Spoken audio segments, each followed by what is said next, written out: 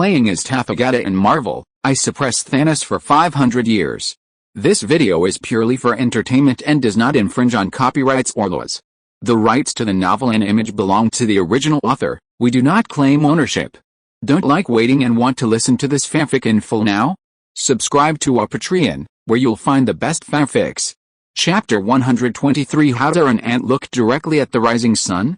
Chapter 123 How do ants look directly at the rising sun? 2024-08-19 Author, Good Monster. Chapter 123 How do ants look directly at the rising sun?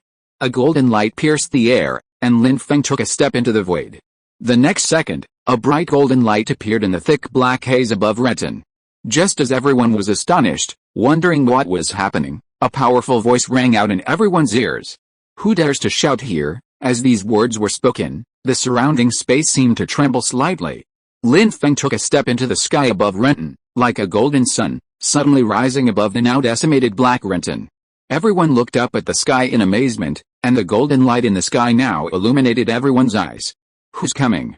Why do I feel like they were here to help us? Could it be those ancient gods of China? If it's them, then we're saved. The noise startled Malekith, who looked up at the sky, his ferocious face filled with surprise and suspicion. Who dares to shout here? Lin Feng repeated. The voice sounded incredibly familiar to the citizens of Renton.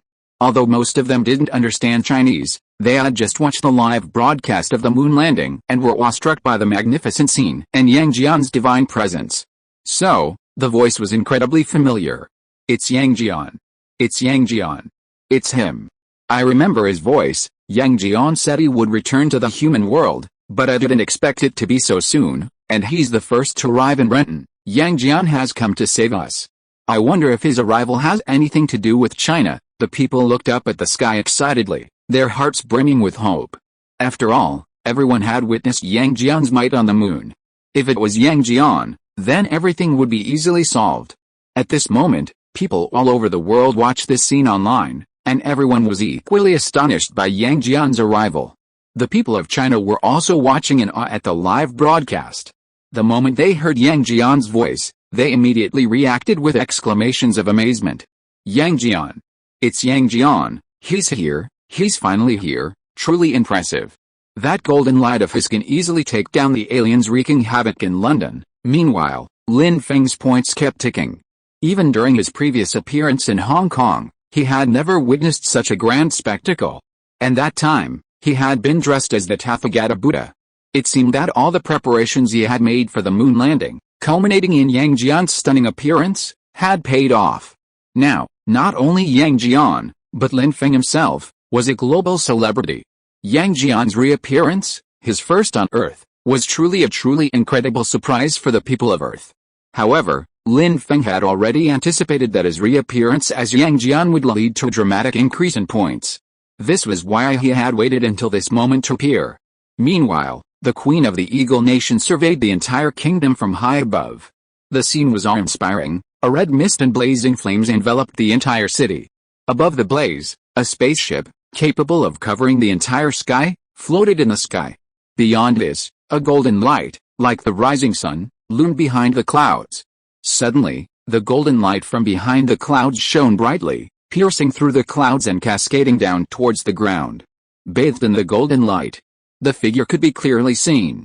The Queen of the Eagle Nation was filled with excitement. She knew clearly that an ancient god from China had come to save them.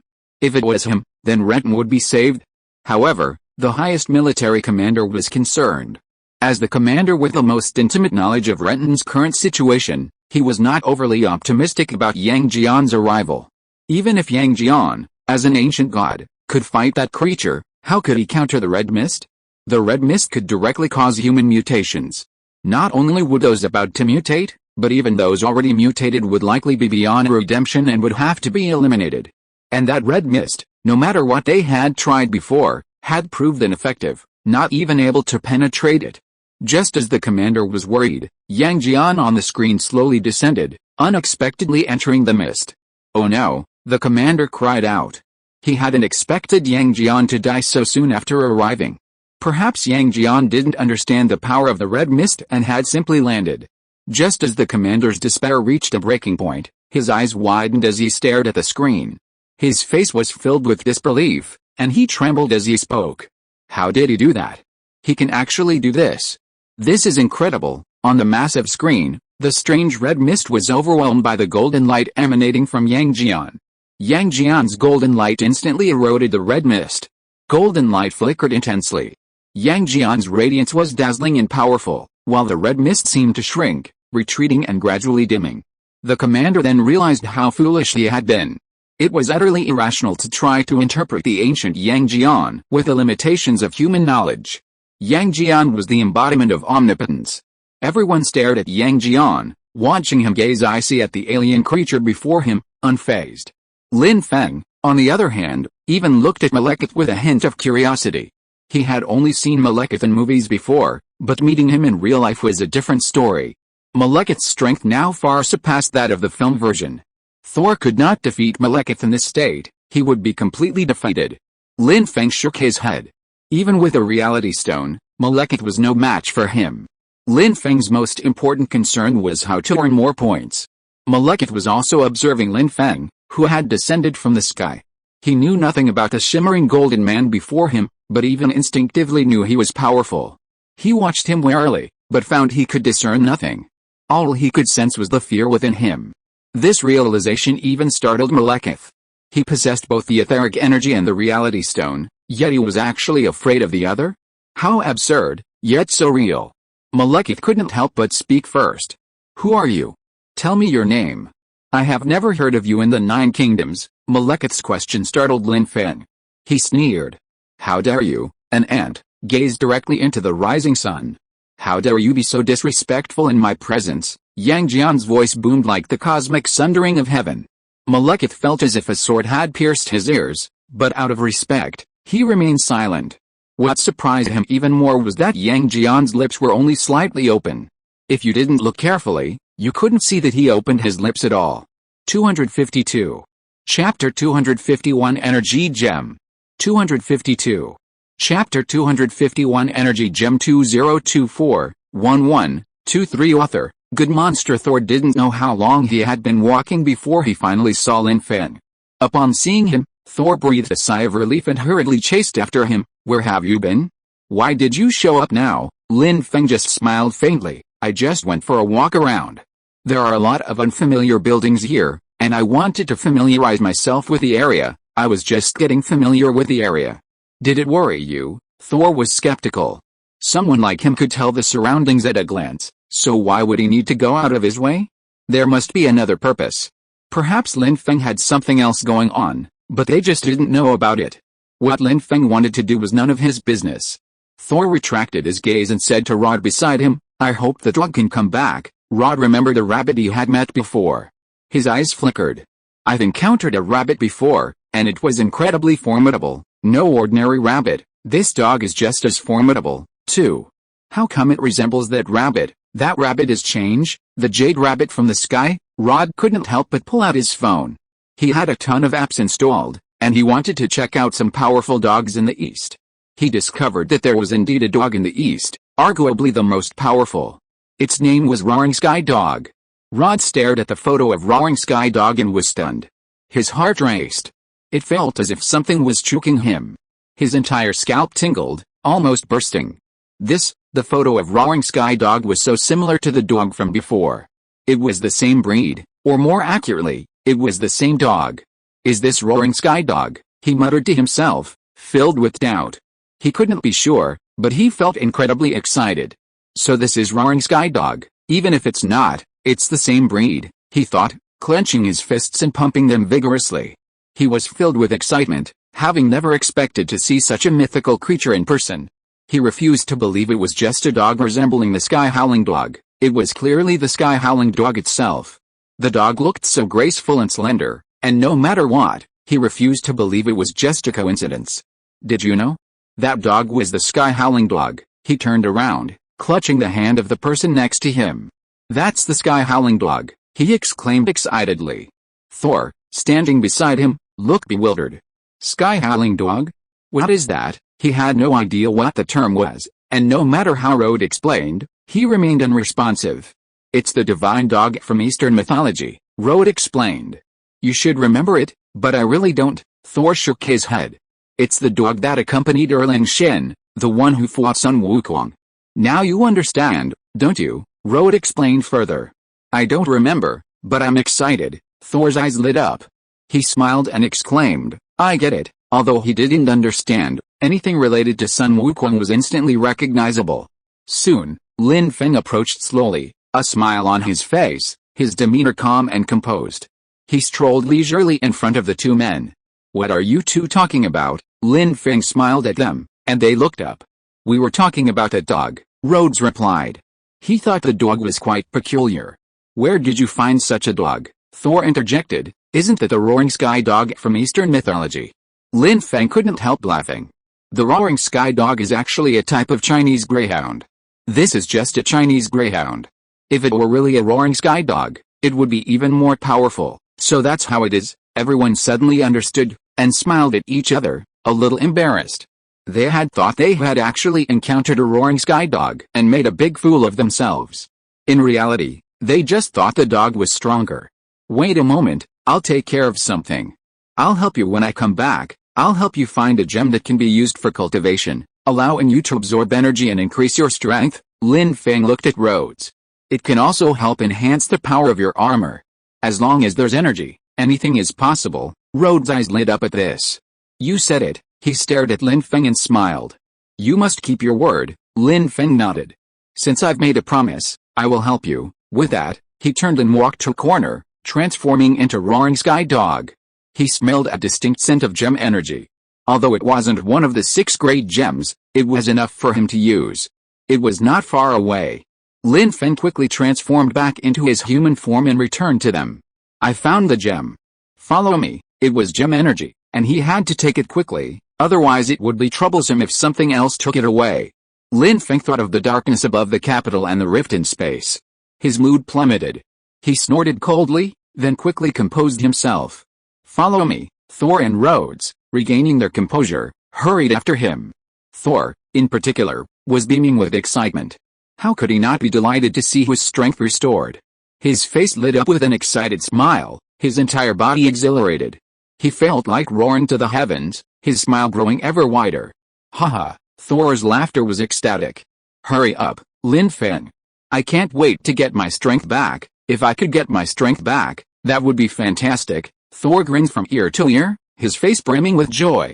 They soon reached the foot of a mountain. Surrounded by mountains, this one was particularly towering, so they decided to climb it. It wasn't long before they reached the halfway point, surrounded by lush green grass.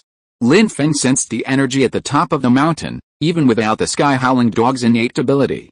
I think I'm sensing energy fluctuations. The energy here is incredibly abundant, Thor said excitedly.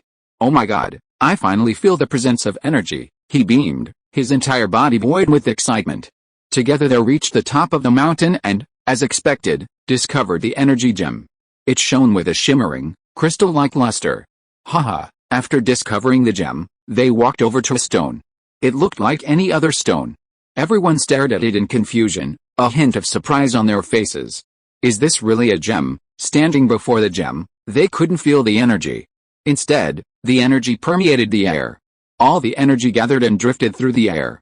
There must be energy, Thor suddenly exclaimed. Energy, abundant, he suddenly struck out, striking the gem. Bang! The seemingly solid gem shattered with a single blow. It instantly split in two. Then, Thor stepped forward and saw a deep blue gem embedded within the stone.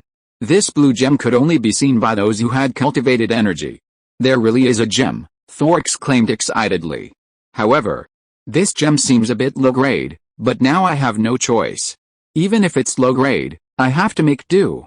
I have no other choice. Back then, he'd looked down on such gems. But now, wasn't he starving for energy? Back then, he'd disdained coming to Earth, but now he'd changed a lot. I want to cultivate. I must become stronger again. No matter what my strength is, I just need to become stronger. Thor stepped forward and hugged the gem tightly. Is there only this one? Rhodes was disappointed. He wanted to cultivate too. If Thor took one, what would he do? Even without the ability to cultivate, this gem could be used for research, as a power source for armor. This one's too big. It's not suitable for armor research. I'll find you another suitable one. Lin Feng glanced at Rhodes, noticing his low mood, and offered words of comfort. Come on, I'll take you somewhere else to have a look. He led Rhodes to another location. There seemed to be energy gems there too, and he could sense the energy fluctuations. Of the 6 gems, this is the most powerful, and one is currently scattered across our planet, Lin Feng said slowly. Are you saying this means that the existence of this gem might pose a threat? Rhodes' heart tightened, and he turned to look at Lin Feng. Lin Feng nodded. You understand correctly. Then can we throw this gem into outer space to prevent those creatures from coming, or rather, to prevent certain monsters? Rhodes knew that a spatial rift had appeared in the Chinese capital, and real monsters had emerged from it, extremely terrifying. He didn't want this to happen again. China was able to deal with those monsters because of the existence of a god, Sun Wukong. If it were them, they would have to rely on Lin Feng. Rhodes glanced at his armor and smiled helplessly. His strength was simply too weak, and the gap compared to the others was huge. His strength is so weak. Sorry, Rhodes said with a wry smile. My strength is truly too weak, so you need to improve. As long as you have energy gems, you can become stronger. As for throwing the 6 gems into outer space, that's unlikely because the energy they hold is too immense. How could gems with such immense energy be discarded so easily? If they could, they would have already taken action. Don't overthink it. Let's find ordinary energy gems first. You upgrade your armor first. Lin Feng, able to sense energy fluctuations, moved swiftly, and Rhodes spent most of the time following behind him. This was a mountainous area, blessed with everything. Blue skies and white clouds, lush mountains and clear waters. Rhodes searched everywhere but found nothing, and needed Lin Feng's help. They trekked through the mountains and rivers, heading towards a direction rich in energy. They discovered a water curtain cave, and behind it seemed to be a strong energy fluctuation. Let's go behind the water curtain cave, Lin Feng said to those around him. Rhodes nodded in agreement. Then let's go behind the water curtain cave. Then they immediately set off, first reaching the foot of the mountain and beginning their climb. Before long, they reached the top of the mountain, near the water curtain cave, and jumped right in. Inside, they found a small lake, and Lin Feng continued to delve deeper. They reached the innermost part, one after the other, and came upon a vast expanse of wall. Lin Feng chiseled through one wall, revealing gems hidden even deeper. These gems were exceptionally beautiful, their colors rich. These gems are even darker than the previous one, Rhodes said, referring to the color. He was excited. These gems were even better than the previous ones. But the problem was, what to do with them? He was at a loss. These gems are too big. They won't fit on my armor. Rhodes was distressed. Was there no way to shrink these gems? He tried to scrape the gems with the tip of his armor. He hadn't expected the gem's energy to be so concentrated. Even with his sharp tool, he couldn't leave a single mark. This gem is too hard to cut. Rhodes shook his head helplessly, feeling extremely frustrated. Why was this happening? I really want a gem to upgrade my armor. Can't even such a small wish come true? He asked Lin Feng for help. Can you help me? Of course, Lin Feng said with a smile. But you have to go out first. I'll be there soon. Suddenly, he thought of Tongshan Patriarch. Tongshan Patriarch had the ability to camouflage, so he wouldn't have to go out. Lin Feng said again, no need. Then he opened the system panel and selected Tongshan Patriarch. Rhodes only felt a flash of light from Lin Feng's body. He rubbed his eyes, thinking he was seeing things. Lin Feng, do you have something on you? Rhodes asked directly, already familiar with the situation. Lin Feng just smiled. Indeed, don't ask any more questions. As he spoke, he grasped the gem, a flash of light in his hand. Actually, I'm also someone who can harness energy. You can call me an alien. With this, he reached out and pressed the gem hard. Alien. Rhodes knew that aliens existed in this world, but he had never imagined that Lin Feng was one of them. As an alien, Lin Feng inevitably faced considerable ostracism in human society, unless his identity was carefully concealed. Lin Feng's frankness in this moment was undoubtedly a testament to his deep trust in Rhodes. A warm feeling welled up in Rhodes' heart, as he understood that Lin Feng considered him his closest companion. Lin Feng, thank you, Rhodes smiled, his face filled with joy. He stood behind Lin Feng, silently observing his movements. Lin Feng made no movement, as the enormous gem gradually shrank. As it shrank, its color deepened, eventually turning a deep blue. then seemingly shrouded in a layer of black. While not pure, it was the only choice. After all, obtaining a gem was a rare achievement. It seems this is the only gem left here, Lin Feng said, handing it to Road. Take a closer look. Road reached out and took the gem, tightly gripping it, his eyes gleaming. The gem shone faintly in his palm, and even though it had turned black, its radiance was still striking. Chapter 124 High-Speed Showdown. Chapter 124, High-Speed Showdown 2024-08-19 Author, Good Monster Chapter 124, High-Speed Showdown Yang Jian's imposing presence and power overwhelmed Malekith, who dared not resist. His body stiffened, and he dared not move. Could such a powerful force exist in a desolate place like Earth? Where did this man come from? Malekith had originally believed that possessed by the etheric energy, he would be invincible and the most powerful being in the universe. However, he had not expected to encounter an existence that rendered him powerless in such a short time.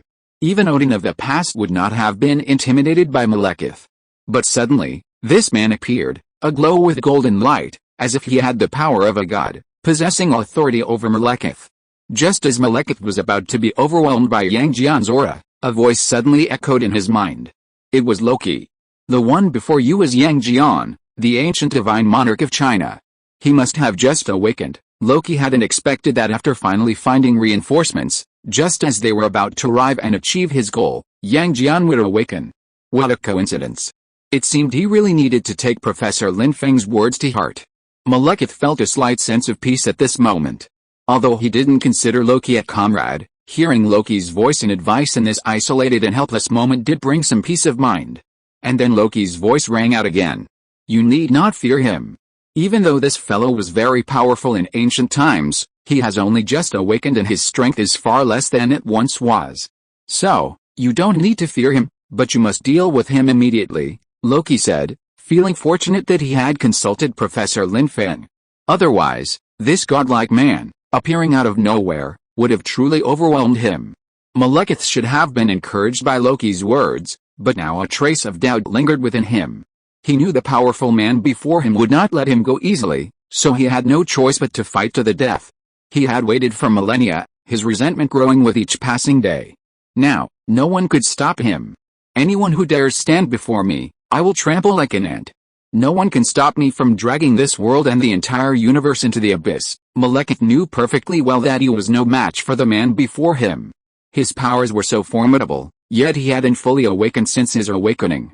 Malekith was filled with fear, but he would not waver in his resolve. He decided to fight tooth and nail. He was determined to trade his own life for the energy of the reality stone. Boom, space and time violently twisted. With rumbles of thunder that seemed to emanate from the clouds, the red mist regained its vitality and began to disperse. The once dim color shone brightly, briefly rivaling Yang Jian's golden light. All of this was due to the energy emanating from Malekith. The energy within him continued to pour forth, impacting the physical world. Lin Feng sensed all of this. This signified that Malekith's mastery of the ether was growing, his mastery increasing. Trading his own lifespan for energy? Loki watched everything unfold before him, pleasantly surprised and unpredictable. Malekith's power was beyond his wildest dreams, and nothing could have pleased him more than the strength of his temporary ally. Professor Lin Feng said that Tathagata Buddha's power might not rival Yang Jian's. I used to be intimidated by Yang Jian's presence, but now it seems Malekith might be able to battle him. Malekith, you are truly my chosen one. Quickly subdue Yang Jian, and then, my grand plan will be a success. Malekith's power was indeed immense, but it came at the cost of his lifespan. Loki not only had to exploit Malekith's immense power, but also ensure he could contain him.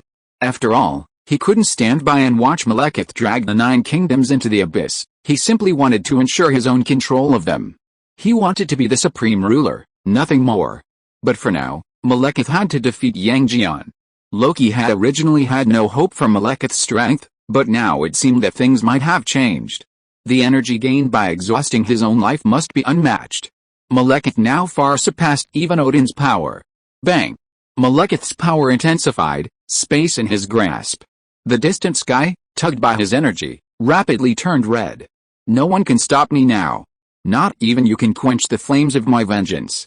The 9 kingdoms will become fuel for my vengeance, and the energy of the dark elves will sweep across the universe. And you, Yang Jian, I will bury you with respect. A deep voice echoed through the sky, trembling through space. Malekith's words were audible to everyone, but no one saw his mouth move.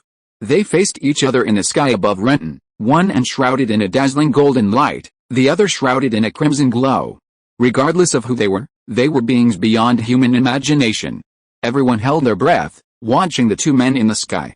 A battle was imminent. The eyes of the onlookers held a mixture of fear and eager anticipation. In this atmosphere, Malekith took the lead. Despite his boastful words to Yang Jian, his confidence was limited. After all, he had paid with his life for this energy, and the time he had to use his power was precious. He had to strike first and strike with certainty. Following Malekith's movements, Yang Jian followed suit. They were constantly increasing their speed. In a duel between masters, the faster one always has the upper hand. A red light intensified as Malekith attacked, gradually transforming into a protective shield that enveloped Malekith. Yang Jian, on the other hand, increased his offensive power, his golden light like a sharp sword, piercing Malekith.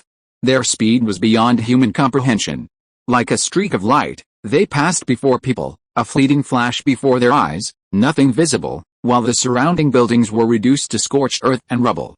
A deafening roar echoed, as if all of Lenton were being severed in two. This scene brought a grim look to the Eagle Nation's Prime Minister's face.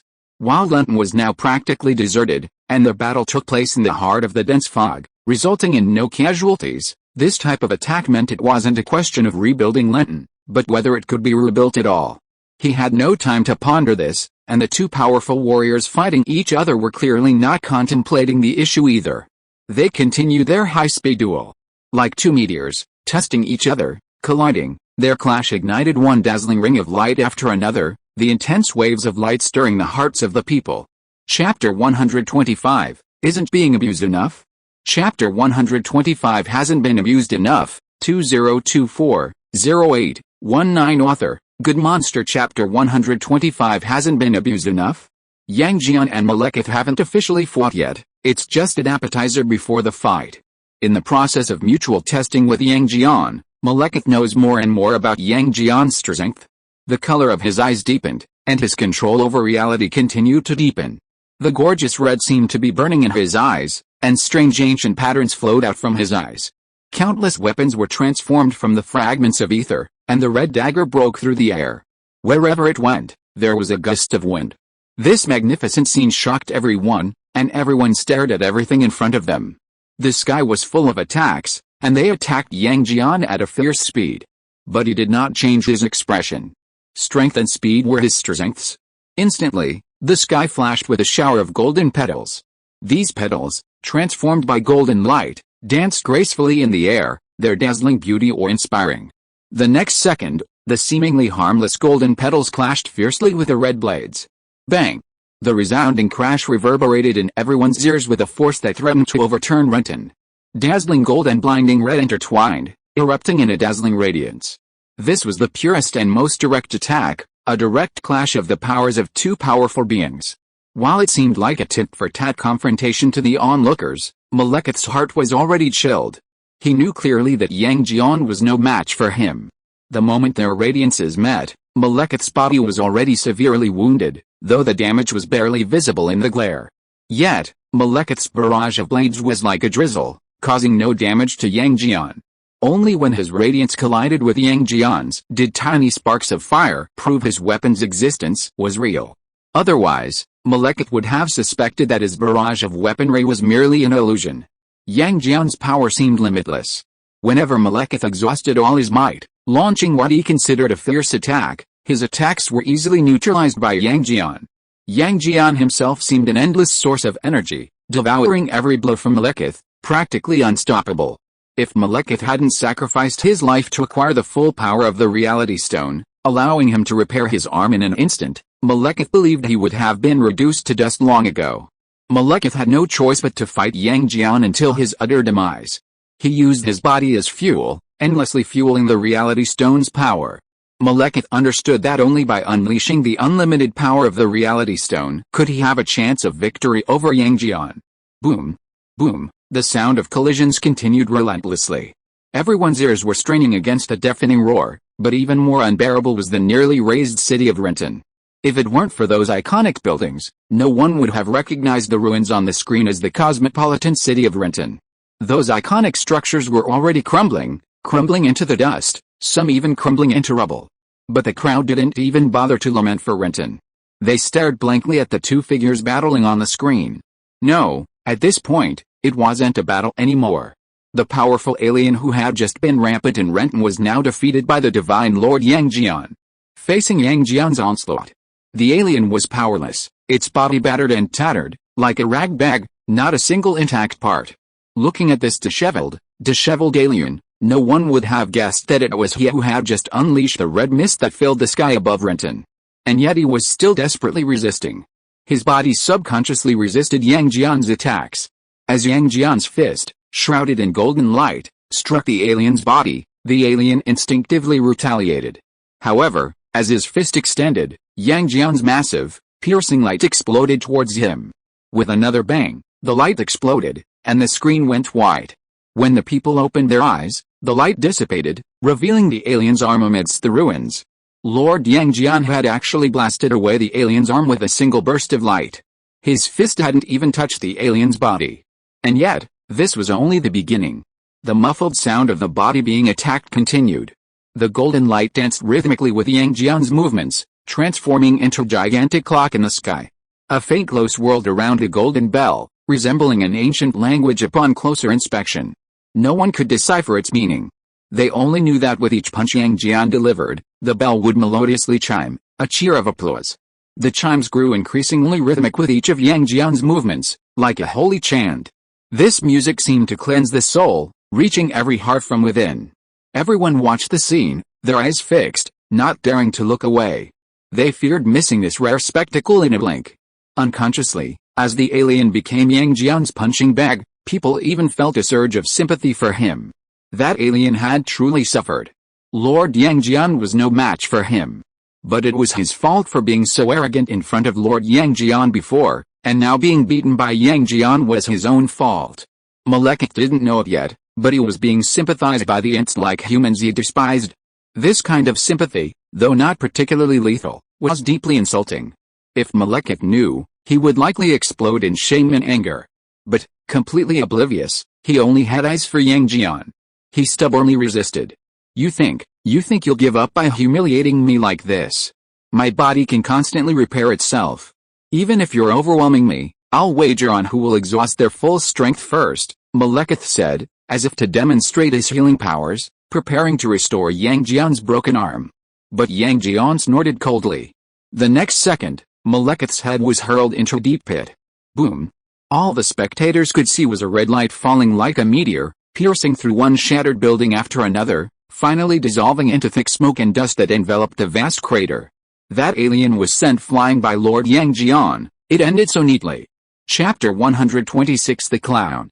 Chapter 126, The Clown 2024-08-19 Author, Good Monster Chapter 126, The Clown Lord Yang Jian is awesome. Let's put the words Lord Yang Jian on the public screen. At this moment, not only the audience watching the live broadcast, but all the survivors of Renton shouted. They were saved. Everyone looked at Yang Jian in the sky as if he were a savior. He was surrounded by a radiant golden light, his divine appearance reflected in everyone's eyes. But just when everyone thought it was over, a hoarse voice rang out. You think you have defeated me, but in fact, you have no idea what my purpose is. Everything you do is just to help me. Malekith's voice gradually grew stronger, gradually spreading to everyone's ears. The cheers that had just been heard suddenly stopped, and only Malekith's intimidating voice rang out. All eyes were fixed on Malekith. The light around him had dimmed, his entire body battered by Yang Jian. Yet, his eyes remained a crimson red, radiating an intimidating light. Malekith slowly rose to his feet and soared into the sky. His deep voice echoed again. Perhaps I am indeed no match for you. But no matter how powerful you are, how can you be stronger than a universe? When the entire world is plunged into darkness, even you are powerless to change it. No one understood what Malekith meant, but they noticed that the red mist surrounding him had vanished at some point, replaced by a black gust of wind, which now swirled around the massive spaceship parked above Renton. The sky suddenly became bleak, completely obscuring even the moon's light. Then, the black wind transformed into round suns, appearing in the sky. Not just one, but 8. What the hell is this? The people cried, staring at the sky in disbelief. Malekith, observing the scene, smiled with a complex smile. His success was worth the price he paid with his life. The 9 kingdoms can no longer escape, they are doomed to be surrounded and destroyed by darkness. Huh? Malekith roared. As his resounding voice rang out, a raging black wind surged into his body. Malekith felt his body suddenly inflate like a deflated balloon, swelling immensely and filling it with power. His voice grew rich and powerful, echoing throughout the world. Yang Jian. Even you are no match for me now. Every bit of power within me is more than enough to annihilate you. Just lament your own misfortune. Malekith's confidence was as strong as the abundant energy within him. He now believed he could completely defeat Yang Jian. He and Yang Jian had clashed countless times, though he had often been the only one to receive the blows. Therefore, Malekith understood better than anyone the power of Yang Jian's fists. However, Yang Jian's attack no longer held any deterrent power against him, now empowered. Malekith looked at Yang Jian with a smug look, his small eyes roaming over his face, trying to catch a glimmer of fear. But there was none. Malekith couldn't help but panic. He stared blankly at Yang Jian's face, only to see a faint smile break through his normally calm expression. At the same moment, a domineering retort echoed in Malekith's mind. For an ant, you still talk too much? Malekith watched in disbelief as a flash of golden light flashed between Yang Jian's brows. Malekith's heart sank. He couldn't understand why Yang Jian could still smile when he possessed such powerful abilities. In the previous fight, while Yang Jian was far superior, Malekith was now unable to defeat him. Such an obvious question, didn't Yang Jian himself understand it? Yang Jian quickly gave Malekith the answer. Malekith was astonished to see the energy field surrounding him rapidly intensify. It was an incredible rate of growth. Even as Yang Jian stood motionless, Malekith could sense the growing pressure around him, almost choking him. Why on earth is this happening? Malekith, who had paid the price of his own life to acquire this immense power, couldn't help but feel a wave of dismay as he watched Yang Jian. Why had he paid such a huge price to gain this power, while Yang Jian seemed to be doing it effortlessly? Yet, this was only the beginning. The bright golden light between Yang Jian's eyebrows continued to gleam, radiating with a dazzling and powerful presence. The golden light grew brighter and brighter, a holy and powerful radiance that made it impossible to look directly at it, yet unwilling to leave its sight.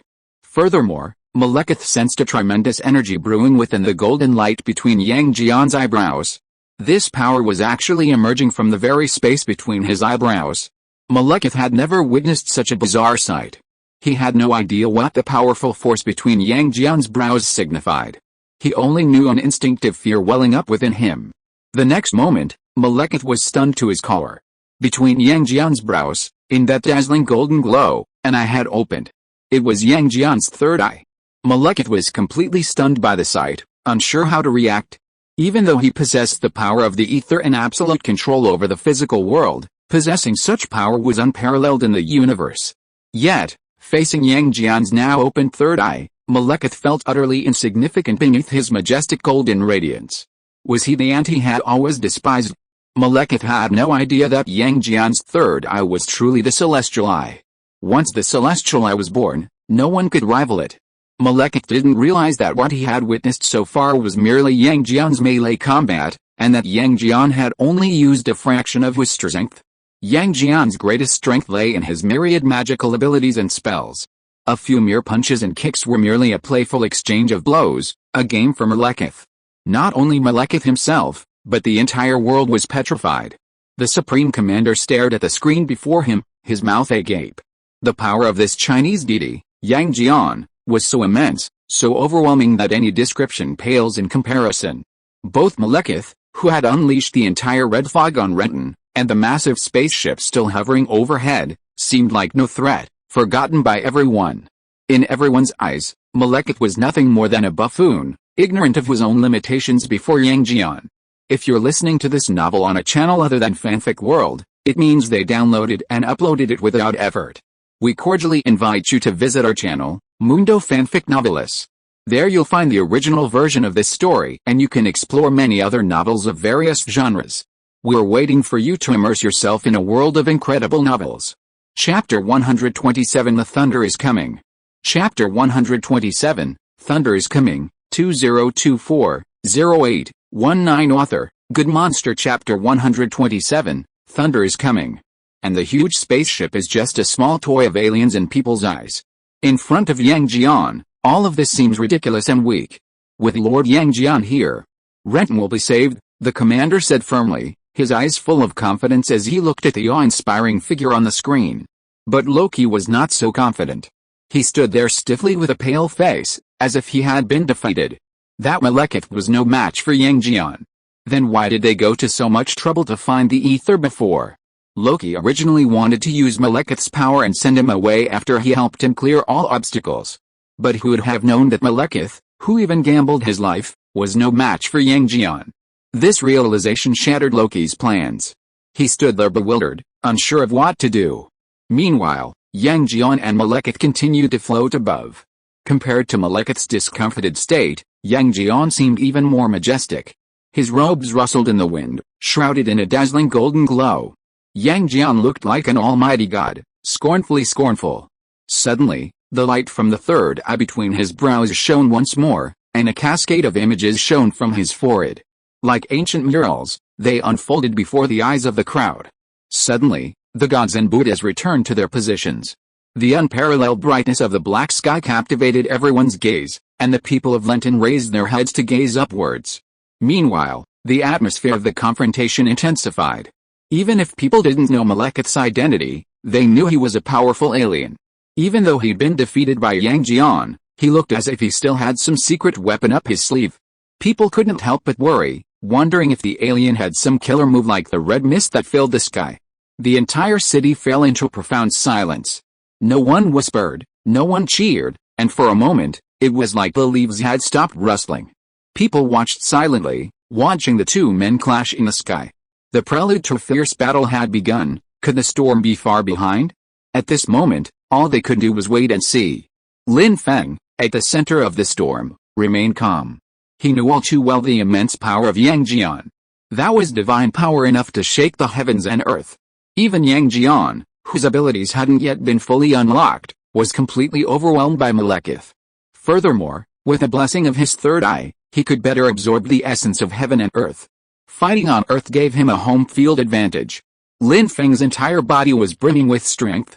A powerful force roared within him, as if it wanted to pierce through his body and roar into the heavens and earth. Even Yang Jian, who hadn't fully unlocked his power, harnessed the energies of heaven and earth, the power of the sun and moon, which Malekith could not match.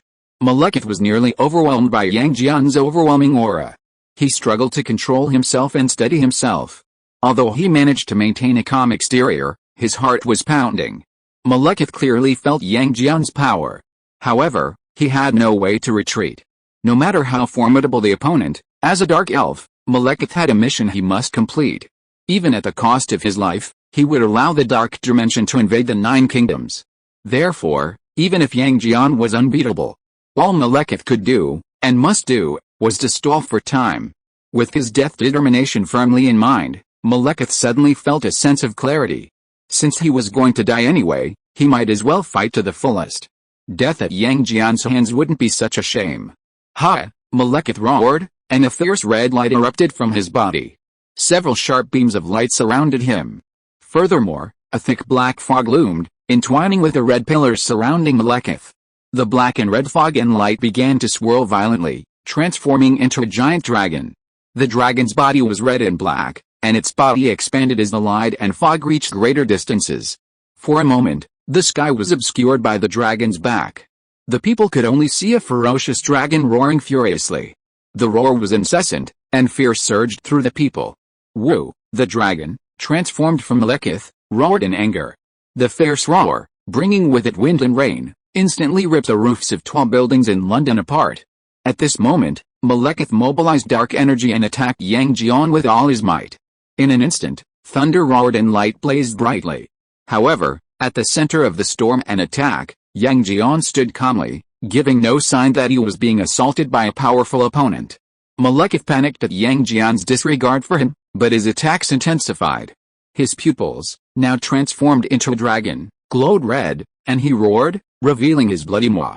A flash of red flashed from his mouth, and before anyone could see clearly, he spewed towards Yang Jian. For a moment, an eerie crimson blanketed the entire land, dimming Yang Jian's golden glow. The people, shaken by this bizarre sight, cried out in shock. Everyone's heart clenched in fear, their hearts clenched as they worried for Yang Jian's safety and their own lives.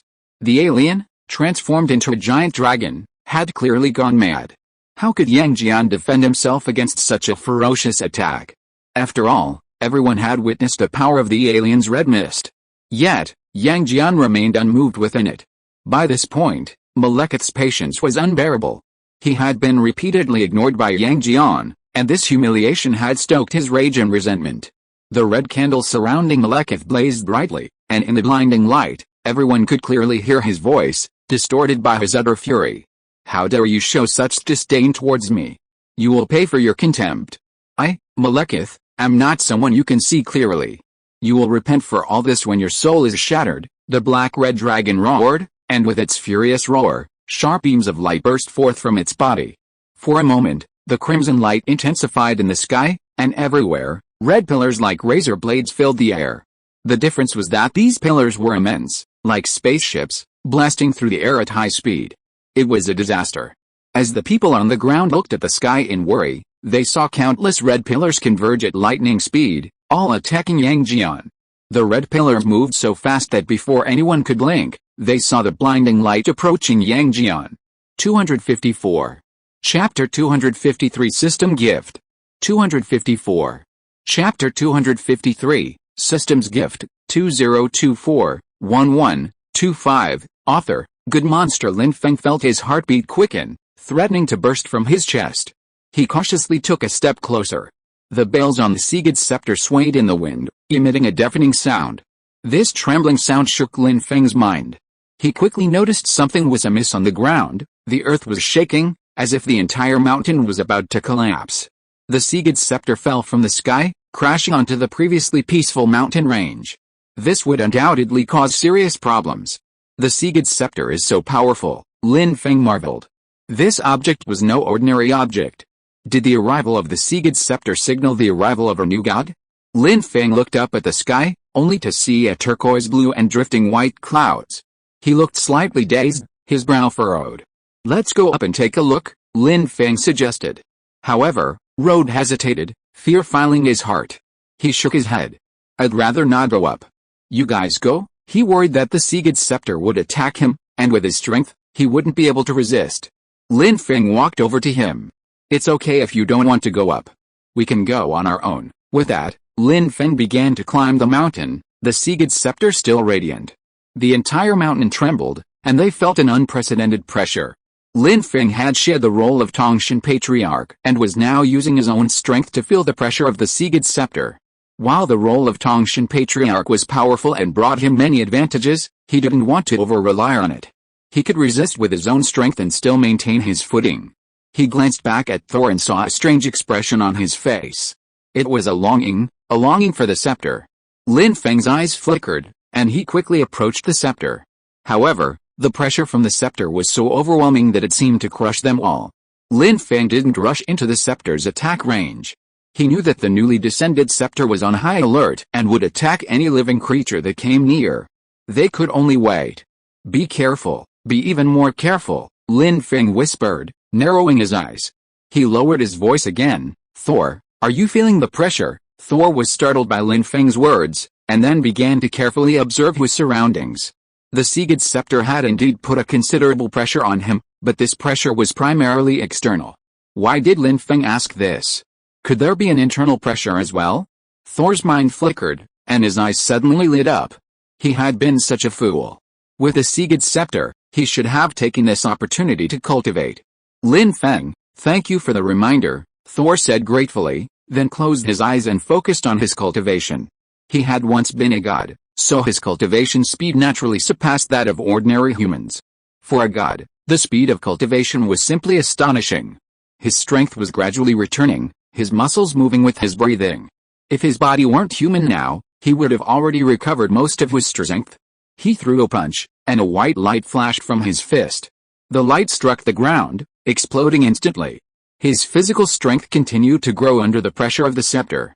"Is the sea god of your world Poseidon?" Lin Feng asked again. He, too, felt the suffocating pressure, gasping for breath.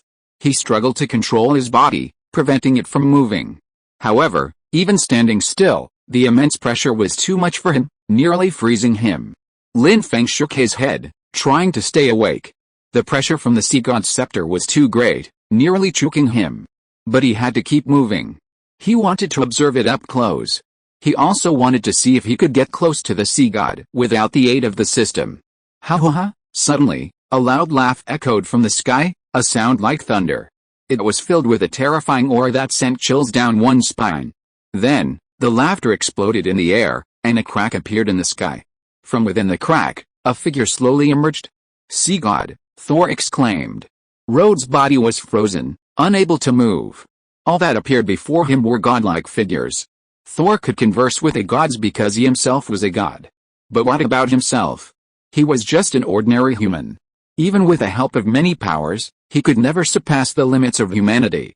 Thor's body stiffened, and he could only look up at the sea god in the sky. His heart could barely bear the terrifying burden. The overwhelming pressure filled him with deep fear. He worried about Lin Feng, and also about Thor. What would he do if his companions died? Rhodes' greatest fear was that he had no power to prevent it. He mustered his courage and addressed the sea god in the sky. "Why have you come to Earth? There's nothing here for you." "No, there's something we want." The sea god mentioned filled Rhodes with even greater fear. Could this we refer to gods like the sea god? Rhodes dared not think any further. He spoke urgently. "You must not harm my companions. I don't intend to harm them. You're overthinking. We simply want to recover what's ours, or rather, what we want." The sea god's goal was the gem. In this universe, the power of gems is the most terrifying. The energy contained in the 6 gems is even more astonishing. Possessing all 6 gems practically makes one the most powerful being in the universe. Thanos, for example, has already found 2 of them. Thanos' power is so terrifying that few can rival him. It's just that he hasn't appeared yet. Meanwhile, Thanos, vacationing somewhere on Earth, a slight crack appeared on his face. He was learning how to fall in love and wanted to pursue his goddess. However, when he looked up at the sky, he noticed that a new figure had suddenly appeared in the sky. This new figure was clearly a strong competitor. Thanos shook his head, furious. Was he going to fight him? He just wanted to have a good vacation and didn't want to get involved in any fight for now. But if the other party dared to steal his things or attack him, don't blame him for being rude. Lin Feng didn't know Thanos' thoughts. He only knew that the scepter of Poseidon would bring him great benefits. He kept approaching the scepter, his body almost touching it. Lin Feng was climbing a mountain. Halfway up, the sea god's scepter, like the magical weapon wielded by Fathe in the TV series, gleamed brilliantly. The scepter gleamed with a metallic sheen, resembling a crisscross of intertwined sea serpents, each in a unique and lifelike form. Their jaws gaped, as if ready to devour anything. Their carvings were not only exquisite but also exuded a chilling aura of terror. Even more terrifying, each serpent's eyes shone with a faint green light, merging into fleeting, dark rays. Suddenly, the sea god's scepter trembled slightly, a subtle sound echoing in Lin Feng's ears. He felt a stinging sensation in his eyes as the light emanating from the scepter pierced his vision. Lin Feng looked up at the increasingly dazzling light, which gradually illuminated the entire sky. So intense was the brilliance that the only thing in Lin Feng's vision was the white glow, obscuring everything else. Then, with a sudden burst of light, the entire sky became a vast expanse of white. This white light not only illuminated the sky but also sent an unprecedented burning sensation through Lin Feng and Rhodes' hearts. "What's going on?" Rhodes cried in horror. "What have you done? Why has Poseidon's scepter undergone such a transformation?" He suspected the Poseidon wished to reclaim the scepter, but was puzzled as to why it had been released into the human world. Rhodes' face twisted in agony, his heart racing, his blood pouring, his face a mixture of red and pale, like a snake about to collapse. "Lin Feng, come down quickly. You can't bear this," Rhodes cried anxiously. However, Lin Feng remained motionless, standing firmly on the mountain. "Poseidon, what are you planning?" Lin Feng sensed something was amiss, knowing they faced a grave danger. The Poseidon seemed to be attempting to unleash his magical powers to search for gems on Earth. What am I going to do? Reclaim what's mine? Of course, the Poseidon disdained to respond, but he was displeased by the thief-like gaze he was giving Lin Feng. He was no thief, but the mighty Poseidon. Do you know how vast the oceans are that I possess on other planets? The sea god said proudly. How dare you treat me like a thief?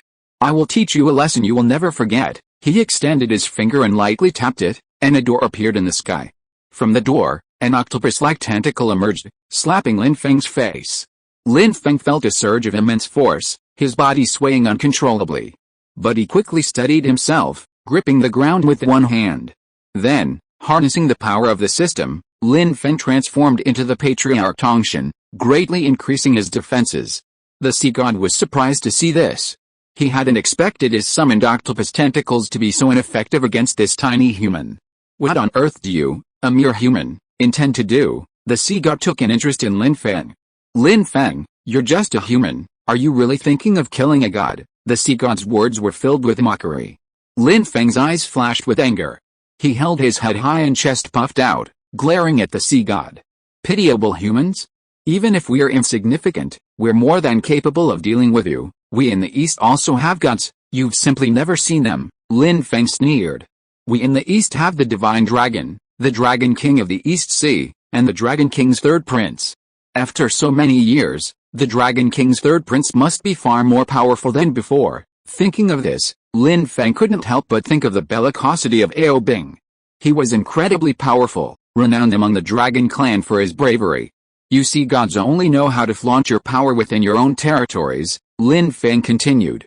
You never show gratitude to us humans for not invading your home. Since you intend to attack Earth, don't blame us for being rude. Just then, the system issued a new mission. Lin Feng had a thought. Perhaps confronting the sea god would grant him new strength. The system gifted him the Dragon King of the East Sea. A system notification chimed in Lin Feng's ears. This time, the system had actually granted him a direct gift.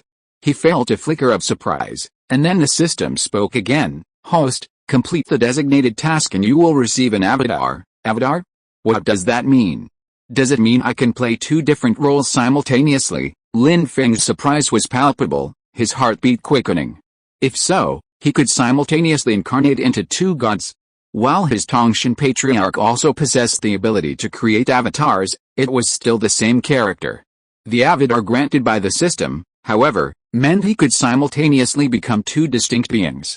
Lin Feng, delighted, a broad smile spread across his face as he nodded and replied, Okay, what's the task? Seize the sea god's scepter, the system stated succinctly. Lin Feng's response gave him a headache. The sea god's scepter was the sea god's weapon, it was not something easily obtained. But if he succeeded, he would possess power to rival the sea god. Now, with his new role as the Dragon King of the East Sea, perhaps he could even face the sea god. Lin Feng stepped forward and snorted coldly, We in the East also have gods, powerful beings who control the waters. That's the overlord of the ocean. You have Poseidon, the god of the sea, and we have the four dragon kings, he continued. The most powerful of our oceans is the true dragon of China.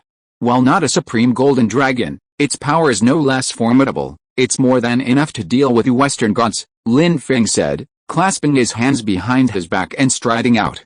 He knew full well that the sea god always carried a sense of superiority when facing humans, and he intended to exploit that superiority. Looking up at the sea god, Lin Feng inwardly admired him. This sea god is quite handsome, but handsome is fine, but if he's trying to show off, don't blame him for being rude. The sea god remained behind the special rift, not appearing. Lin Feng understood that special rifts were not easily traversable. Perhaps the sea god was planning to seize the items here without even crossing the rift.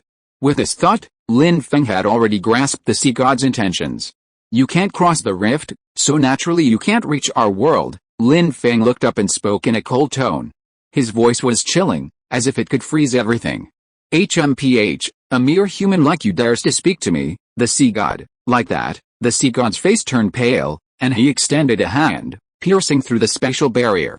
With a light wave, the air in the entire space seemed to be sucked out, the oxygen was completely lost, and even the moisture was almost dried up. It all happened so quickly that Lin Feng could feel the dryness around him, even his blood became sticky. He was amazed at the sea god's ability to control water, but he also understood that, separated by space, the sea god could not truly harm him. Chapter 128 This is the power of Yangjian.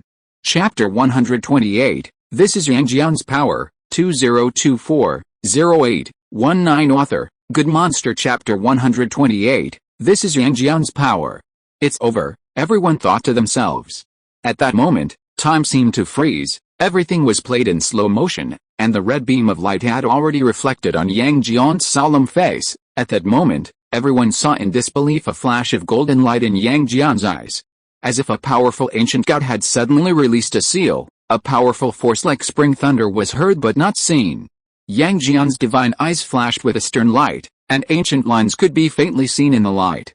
For a moment, space was like ripples on water, and even ordinary people could feel the powerful energy flowing like ripples.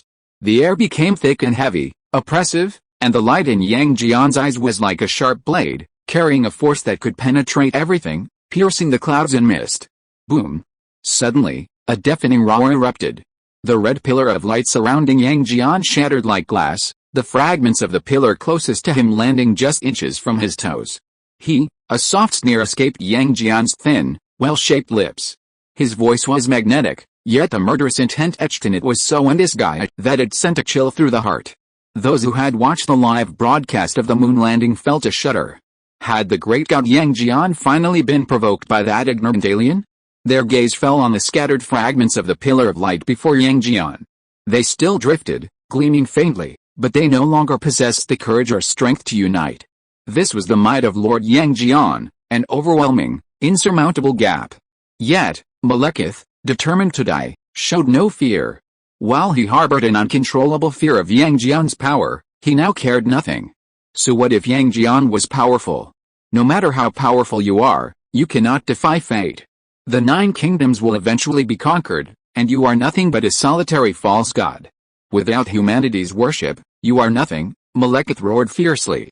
The red light blazed once more, this time with an unprecedented brightness, as if capable of piercing everything in the world.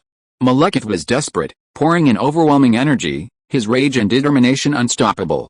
In an instant, the sky and earth were filled with only black and red. The stark contrast and overwhelming oppression of the colors made everyone's heart sink. The boundless black and red light converged and unexpectedly surged towards Malekith again. The dragon surged across the sky like a cloud, its scales shattering, as if unable to withstand the overwhelming energy. The pillar of light, however, grew stronger and stronger, until the people could barely look directly at it. Even so, Yangjian stood calmly by, as if enjoying a grand monkey show. Yangjian's demeanor inexplicably calmed everyone. They watched Yangjian's eyes, unbending in the face of the glare, filling them with awe. Was this the steadiness of a supreme deity? That unwavering composure was unforgettable. The next moment, everyone heard Yangjian's deep voice. You truly disappoint me.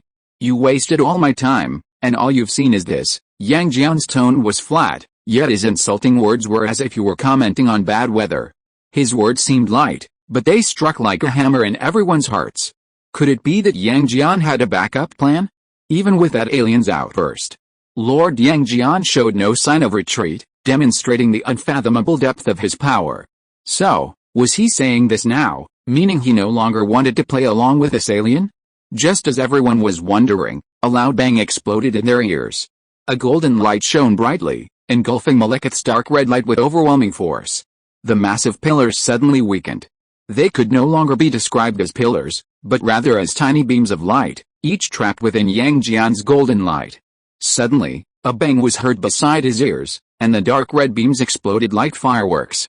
For a moment, the sky was filled with dark red sparks, but against a backdrop of the golden light that blanketed the entire sky, they seemed as fragile as coal. The debris fell, like a dense black rain, cascading towards the ground. Above the black rain, a golden light enveloped the entire sky, demonstrating its dominance over the heavens. This was Yangjian's power. How? How could this happen? Malekith cried out in despair. He simply couldn't bear to watch the scene before him. The most powerful strike he had ever boasted of was instantly reduced to shatters by Yangjian's radiance. Gazing at the inky black residue on the ground, Malekith fully grasped Yangjian's power. He was in no way comparable. And even as he pondered this, Yangjian, with his golden light, had once again driven the remaining black and red beams from the sky to annihilate them all. The sound of explosions echoed incessantly. It wasn't just Malekith's black and red beams that were shattered, but also the enormous dragon form he had transformed into. The black and red dragon began to break apart at its tail, the cracks growing wider and wider, spreading all the way down its spine. Seeing that if this continued, Malekith would soon be completely shattered by Yang Jian, he roared in anger and charged at Yang Jian, who was enveloped in golden light, with all his might. A mighty roar echoed as Malekith's desperate charge unleashed a gust of wind. Having already resolved to die, he was now cornered, unleashing even greater force than before. This was his final charge. Malekith opened his bloody maw, roaring from the depths of his belly as he charged with all his might towards the golden light. With a thud, the dragon's body failed to pierce the golden light, instead crashing heavily into it.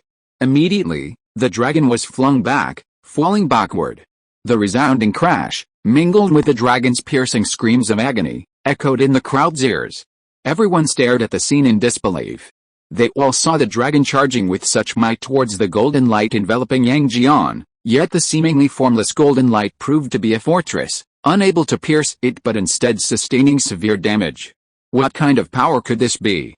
Before the crowd could recover from their shock, they noticed the dragon's body, falling from the sky, rapidly disintegrating. "Don't think you can hurt me," a voice rang out, reminiscent of the aliens. People looked toward the source of the sound and saw a figure flashing behind the golden light. "It's an escape," the onlookers on the ground exclaimed. It turned out that Malekith had detached his original form the moment he collided with the wall of light. Chapter 129, still daring to shout at this point? Chapter 129, still daring to clamor at this point, 2024-08-19 Author, Good Monster. Chapter 129, still daring to clamor at this point? "It seems he's not that stupid after all," someone quipped. But everyone knew that no matter how clever he was nothing more than a clown struggled before Yang Jian's overwhelming power. Over there, Malekith continued to roar. "I won't let you go." Malekith had already grown frantic under Yang Jian's repeated blows. Facing the irrational Malekith, Yang Jian showed no interest. He said coldly, "You still dare to clamor at this point?" The massive dragon's body was still slowly falling and disintegrating in the sky, but no one's eyes were fixed on it. Everyone was focused on the confrontation between Yang Jian and Malekith in the sky. Many people secretly hoped that Malekith would not give up, hoping that he would use any tricks he had. After all, the more tactics he employed, the more Yang Jian would retaliate, and the more they would be treated to a feast for the eyes. The tension in the crowd gradually subsided. Beside Yang Jian, the figure of absolute safety, they felt nothing but unwavering faith, curiosity, and anticipation. Malekith had indeed lived up to their expectations. A red light enveloped him once again, and Malekith, enveloped in the glow, slowly raised his fist. A strange aura surrounded Malekith, like a new kind of power, unlike any before. An extraordinary power coursed through Malekith's body, concentrated in his arm. This time, he was going all out. With a furious roar, Malekith swung a fist at Yang Jian. This punch seemed to condense the power of the stars and the universe. As he swung, the entire sky seemed to streak with lightning. A mighty thunder roared, and wherever Malekith's fist struck, it seemed as if the very sky itself distorted. This is even possible. Has that alien gone mad? Oh no. I'm starting to worry about Lord Yang Jian. Oh my god, is this a fight between gods? Everyone exclaimed in amazement. But their chatter couldn't keep up with the speed of Malekith's punches. Malekith's fists were like a meteor shower, rumbling incessantly as each one landed on the wall of golden light. The golden barrier remained motionless. Faint lines appeared as Malekith struck, connected by lines, vaguely resembling a formation. Seeing this, Malekith continued to exert his strength, unleashing a powerful punch that slammed heavily into the golden barrier before him. A resounding roar filled the sky, and a burst of crimson light filled the sky, yet the golden barrier remained unmoved. Oh my god. Is this the power of Lord Yang Jian? It turns out that the gods can block all attacks without even needing to fight. Is this what you call magic and supernatural power? Many people exclaimed in admiration. Meanwhile, Loki, who had been observing silently from the side, also kept a close eye on the movements. He saw all of Malekith's efforts. Yet, after all this, Malekith couldn't even break the barrier. He'd risked his life, yet he was powerless before the divine Lord Yangjian. This Yangjian was truly formidable. Malekith continued to fight stubbornly, but the golden barrier not only remained impervious to his punches, but also seemed to dissolve his body. Malekith could feel his vitality dwindling with every punch. This wasn't just because his current strength was being earned by overdrawing his life force, but also because the golden barrier itself was a defensive and offensive power. What should he do? For the first time, Malekith felt a deep fear rising from the depths of his heart. He knew he was powerless before Yangjian. Is that all you can do? Yangjian's contemptuous words echoed through the golden light. His seemingly casual remark was filled with a condescending attitude. And he certainly had the wherewithal and ability to do so. Everyone knew Malekith's power, but in front of Yangjian, he was like a 3-year-old child defying an adult. Yangjian's strength surpassed all expectations. Even after witnessing Yangjian's prowess during the live broadcast of the moon landing, seeing it in person still left everyone stunned. Each of the aliens' attacks carried the force of the galaxy and the universe, yet such a continuous attack was no more than a kitten's scratch against Yangjian. Especially the infinite transformations of the golden light, which transformed into a solid barrier, fiercely repelling the dragon that charged towards it. What kind of power was this? Yangjian's power was so beyond imagination that people couldn't help but question Malekith's strength. Is this guy just a fake? While watching the live broadcast of the moon landing, I was eager for Lord Yangjian to descend to Earth. But when Lord Yangjian finally arrived, I felt so unworthy, so like the Earth couldn't handle it. I think that alien wasn't strong enough. I guess Lord Yangjian only used less than 30% of his power on him. For a moment, everyone was divided, the only consensus being endless admiration and praise for Lord Yangjian. Meanwhile, Malekith, having witnessed it firsthand, understood Yangjian's power better than anyone else. He poured all his might into attacking Yangjian, harnessing the power of the ether and the reality stone, yet it had no effect on him. What kind of incredible fighting power was this? Malekith was panicked and horrified. He couldn't believe that such a powerful being could exist in this world. Could it be because of his eye? Could that strange and magical eye be Yangjian's secret weapon? Malekith suspected his suspicions were correct, but common sense wouldn't allow him to believe that a single eye could unleash such immense power. Just then, Yangjian's voice rang out again. I've waited long enough. It's an honor to have you as my companion, but this ends here. Yangjian's voice deepened, and Malekith felt as if a sharp glare had pierced him. His heart raced. Even if he had long since resolved to die, Yangjian was no match for him. Moreover, when the final moment arrived, he realized he wasn't as brave as he'd imagined. Don't worry, I'll make this a swift decision, Yangjian casually replied after a moment. This was like the straw that broke the camel's back, sending Malekith reeling. No.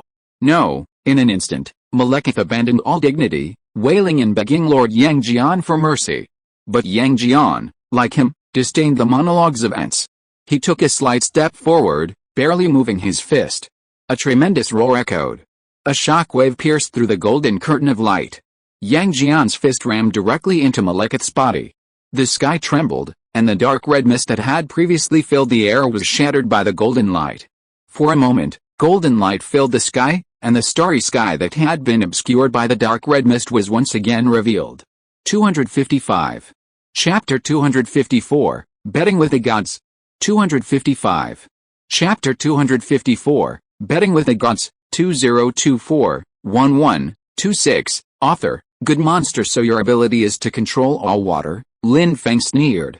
But you can't kill me through space. His current physique was that of a Tongshan sect master. How could he be easily killed? The sea god would have to pay a price to kill him, a price that was obviously difficult to impose through space. How about we make a bet? Lin Feng suggested. You can't kill me. If you lose, what do you want? The sea god asked with a smile, clearly not expecting Lin Feng to offer such a proposal. The sea god thought Lin Feng was incredibly bold to even dare to bet with him. He would show this human the true meaning of arrogance and hubris. Looking at Lin Feng, the sea god felt like a god in control. Haha. The sea god narrowed his eyes, his body instantly growing taller, his aura bearing down on Lin Feng like a mountain. However, it was only aura. The sea god's true form remained behind the spatial barrier. Undeterred, Lin Feng pressed forward. How strong are you? The sea god replied proudly. Overturning a planet is easy for me. As long as my true form can reach this world, Lin Feng chuckled. Very well, I'll approach you. If you can kill me, I'll have no complaints. If you can't, your sea god scepter will be mine. What do you think of this bet? He already had a certain understanding of the sea god. While the sea god was powerful, he was also arrogant and conceited, with little understanding of his surroundings. This unfounded pride was nothing but hooliganism. Lin Feng shook his head, sneering. If I approach you and you can't kill me, then you must hand over the sea god scepter to me. Lin Feng's words carried a hint of provocation. The sea god was startled, sensing something was amiss. You mean, you want me to swear to heaven? The sea god asked gravely. Lin Feng nodded, knowing this would anger the sea god, but he remained undaunted. As expected, the sea god's rage burned, a rage that seemed to consume heaven and earth. However, Lin Feng remained impassive. He met the sea god's gaze, a sneer curling his lips. Sea god, are you willing to hand over the sea god's scepter to me? Lin Feng asked calmly. Don't even think about it, the sea god replied almost instinctively. Hearing this, Lin Feng burst into laughter, a hint of sarcasm in his voice. You don't want to, because you're afraid, right? You're afraid I'll actually defeat you. Lin Feng's words pierced the sea god's heart, irritating him even more. The piercing laughter nearly made the sea god lose control. He had never encountered such audacity in a human. This young man dared to challenge a god like this. Furious, the sea god extended a finger and pointed it at Lin Feng's forehead. A light shone from his finger, and a powerful force instantly crushed him. The sea god clearly saw the light flickering between Lin Feng's brows. So you too possess energy, the sea god muttered, a flicker of surprise in his eyes. If you're willing to approach this special rift, I swear before the heavens that I'll give you the sea god scepter. The sea god attempted to gain Lin Feng's trust with this oath. He knew that if he swore before the heavens, even if he later reclaimed the scepter, its ownership would remain with Lin Feng. He, in turn, would be unable to kill Lin Feng, which meant that Lin Feng would have a chance to obtain the scepter. Swear first, then I'll approach, Lin Feng said cautiously. He didn't want to take any chances. He raised his eyes, his gaze as cold as ice, and stared directly at the sea god. Sea god, if you don't swear, how can I trust that you're not lying to me? Lin Feng's words were tinged with doubt. He could sense the sea god's growing rage at his disrespect, but he paid no mind. Lin Feng, the sea god roared, his voice deafening. Oh? So you know my name, Lin Feng said with a smile, his attitude further infuriating the sea god.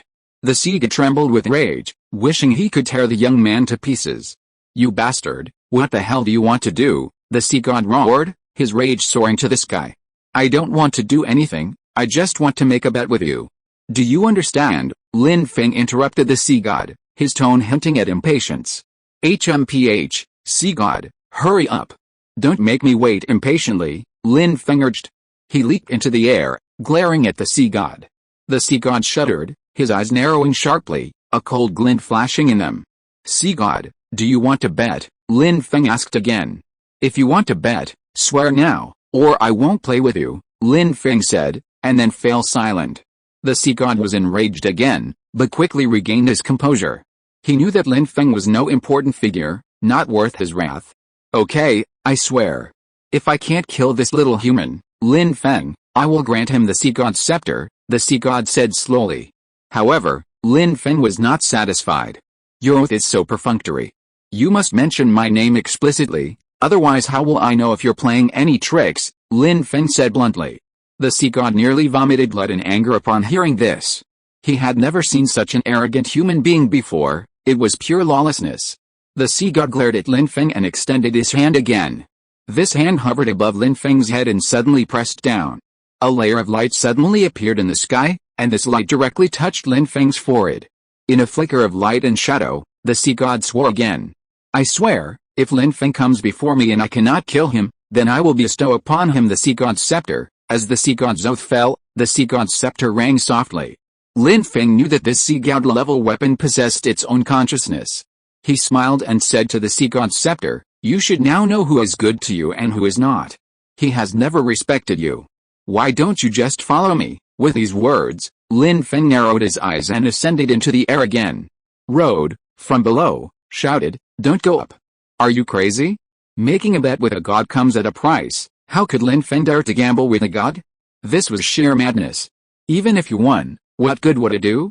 Even if the sea god couldn't kill Lin Feng, He would surely injure him severely. Such a deal was simply unprofitable.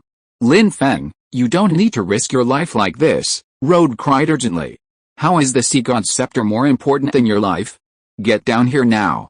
Stop flying up. Intending to rush forward and pull him down, Road activated a gemstone on his armor. Of course, this gemstone wasn't some kind of energy source, it was the energy condensed by humans during the crafting of the armor. Lin Feng, Road leaped up, grabbed Lin Feng's hand, and tried to pull him back to the ground. He was covered in layers of armor, tightly connected, providing him with ample strength to hold on to Lin Feng. As soon as he grasped Lin Feng's hand, he immediately pulled it downwards. But Lin Feng didn't want to be pulled down, and abruptly pulled his hand back. Lin Feng, as a friend, I can't let you take this risk, Road shouted. As Lin Feng's good friend, he couldn't bear to watch him die. We're friends, why take this risk? If you want the scepter of the sea god, we'll find another way. Lin Feng looked at Road, finding it a little amusing. He had already demonstrated his strength, yet Road was still so nervous. Can't you see I'm already suspended in midair? Do you still think I'm just an ordinary person? Lin Feng's words stunned Road. He looked around and realized that he was also in midair, and Lin Feng was also floating steadily. This meant that Lin Feng's strength was extremely powerful, requiring no external assistance. However, he still needed the power of his armor. In comparison, he was too weak, so what right did he have to dissuade Lin Feng? A bitter feeling welled up in Road's heart, and he realized the gap in strength between him and Lin Feng. Thor said, "Alright, come down and stop disturbing Professor Lin." Lin Feng, as a professor, was unrivaled among the three of them. Thor was well aware of Lin Feng's strength, a power they could never match or surpass. They could only stand below and watch as Lin Feng fought for the sea god's scepter. Maybe he really can obtain it, Thor said with emotion, looking at Lin Feng. At that moment, Road believed Thor's words and nodded. I think Lin Feng can obtain it, too. If he's in danger, he'll definitely flee. Even if he can't obtain it, he'll be fine. They had been worried about Lin Feng before, but now they realized, Lin Feng was so powerful, how could he possibly put himself in danger? He must have carefully weighed the pros and cons before deciding to act. Therefore, there was no need for them to worry. Everyone breathed a sigh of relief, their faces lightening with relief. But soon, their expressions turned tense again. Their cheeks tightened, and they looked up at the sky. Some could clearly hear their own heartbeats. Lin Feng also heard the pounding heartbeat, finding it somewhat amusing, but he still flew to Poseidon's side. Poseidon, only if you kill me can you reclaim your scepter. This is all to my advantage. He felt that Poseidon's wisdom seemed lacking.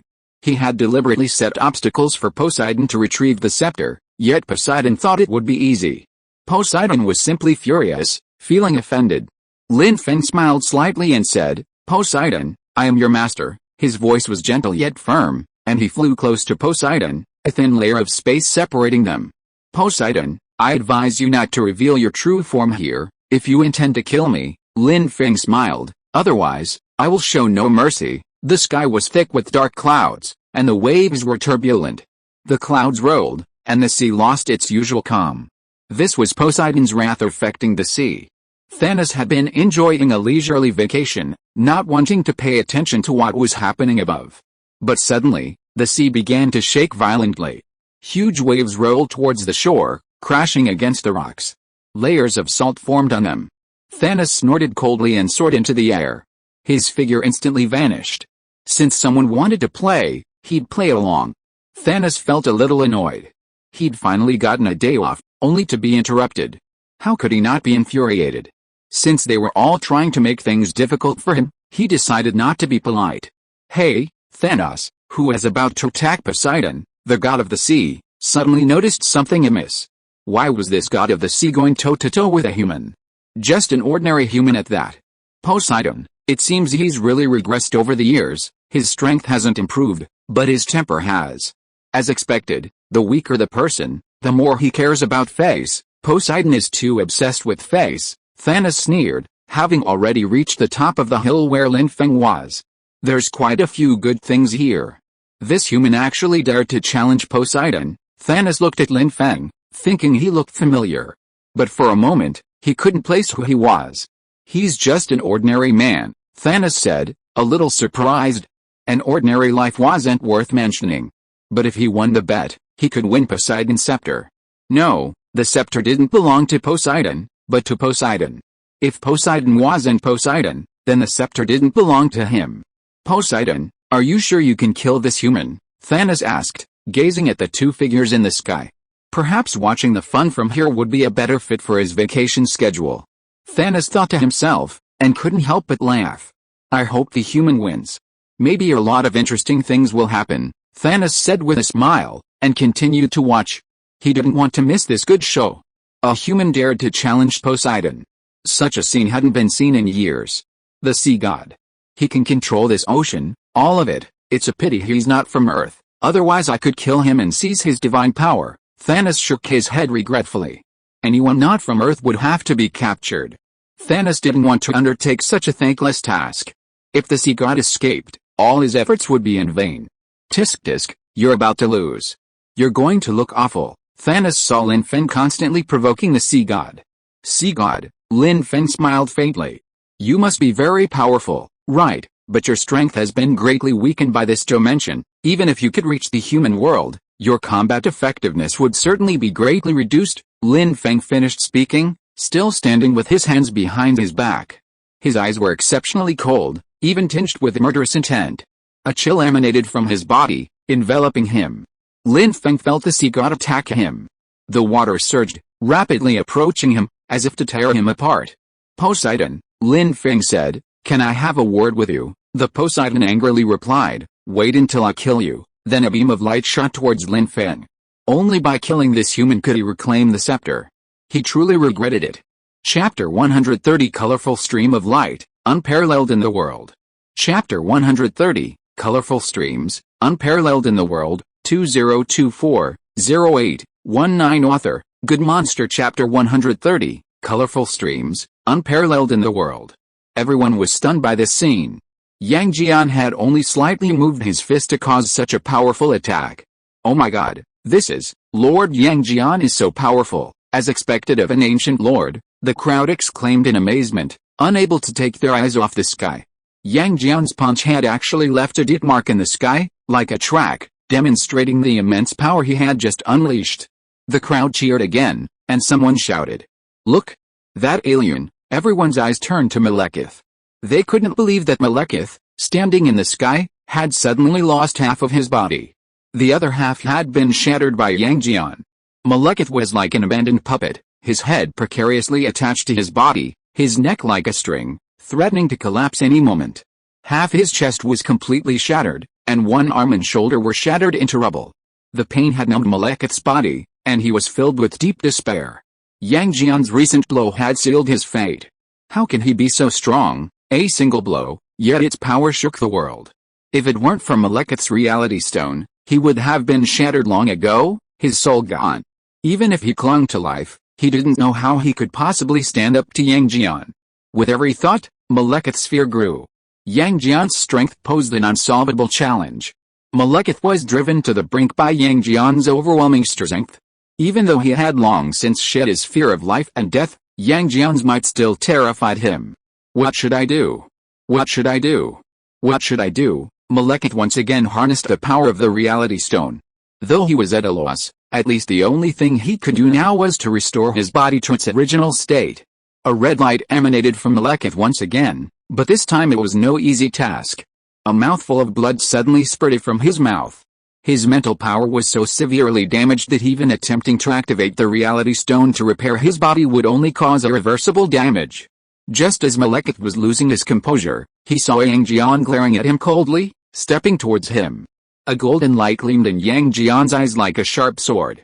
Your ability is interesting, but self-repair means you'll have to endure the pain of my fists repeatedly. As Yang Jian spoke, his silver armor slowly turned golden as the golden light shone through him. The golden armor illuminated the sky, its dazzling brilliance imbuing Yang Jian with an air of inviolable majesty. Just then, Yang Jian launched another punch. This one was far more powerful than the previous one. That alone had shattered half of Malekith's body, and he still hasn't recovered. If you were to be hit by this one again. Malekith's heart and soul were torn apart. He struggled to dodge, but found that Yang Jian's punch seemed to have locked him in place, preventing him from moving.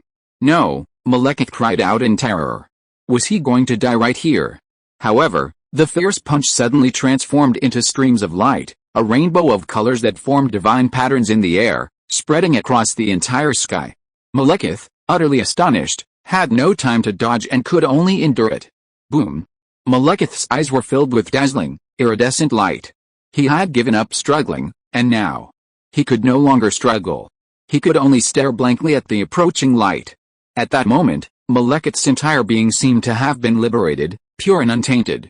Even his long-held desire for revenge seemed to have vanished. Yet, the might wielded by these seemingly beautiful lights was no less powerful. Yang Jian's fist seemed to shatter into countless phantoms, each a razor-sharp attack. Cracks appeared in the sky under such a powerful onslaught, and the very space around Malekith distorted as all the fierce attacks converged, striking him. Watching this scene from the side, Loki watched in horror, his eyes closed in despair. Then, a mighty roar echoed again. The devastating blow had completely rendered Malekith powerless. Those who had been awaiting the outcome looked up in anticipation. A dazzling stream of light filled the sky. If they hadn't seen it with their own eyes, no one would have believed it was the result of Yang Jian's powerful punch. They knew clearly that Malekith had no chance of rising again under Yang Jian's onslaught. This was the invincibility of an ancient god. He could shatter the sky and shatter the clouds with a single kick. Malekith felt as if he were covered in eons of ice, his body filled with an intense chill. He tried to move, but couldn't even lift a finger. His nasal cavity felt incredibly constricted, and every breath counted. Malekith felt like he was trapped in a nutshell, unable to move, struggling to breathe. All he could see was Yang Jian's dazzling fist. In an instant, all of Malekith's resolve was shattered by Yang Jian, leaving him with only a deep fear and admiration for him. No, no. At this moment, Malekith seemed to suddenly remember something. His eyes flashed, and his gaze became resolute once more. A desperate roar erupted from his throat. Yang Jian, even if you are so powerful, what good is it? No one can stop the invasion of the dark dimension. Even as you bully me with your ridiculous fists, the dark dimension's invasion has never stopped.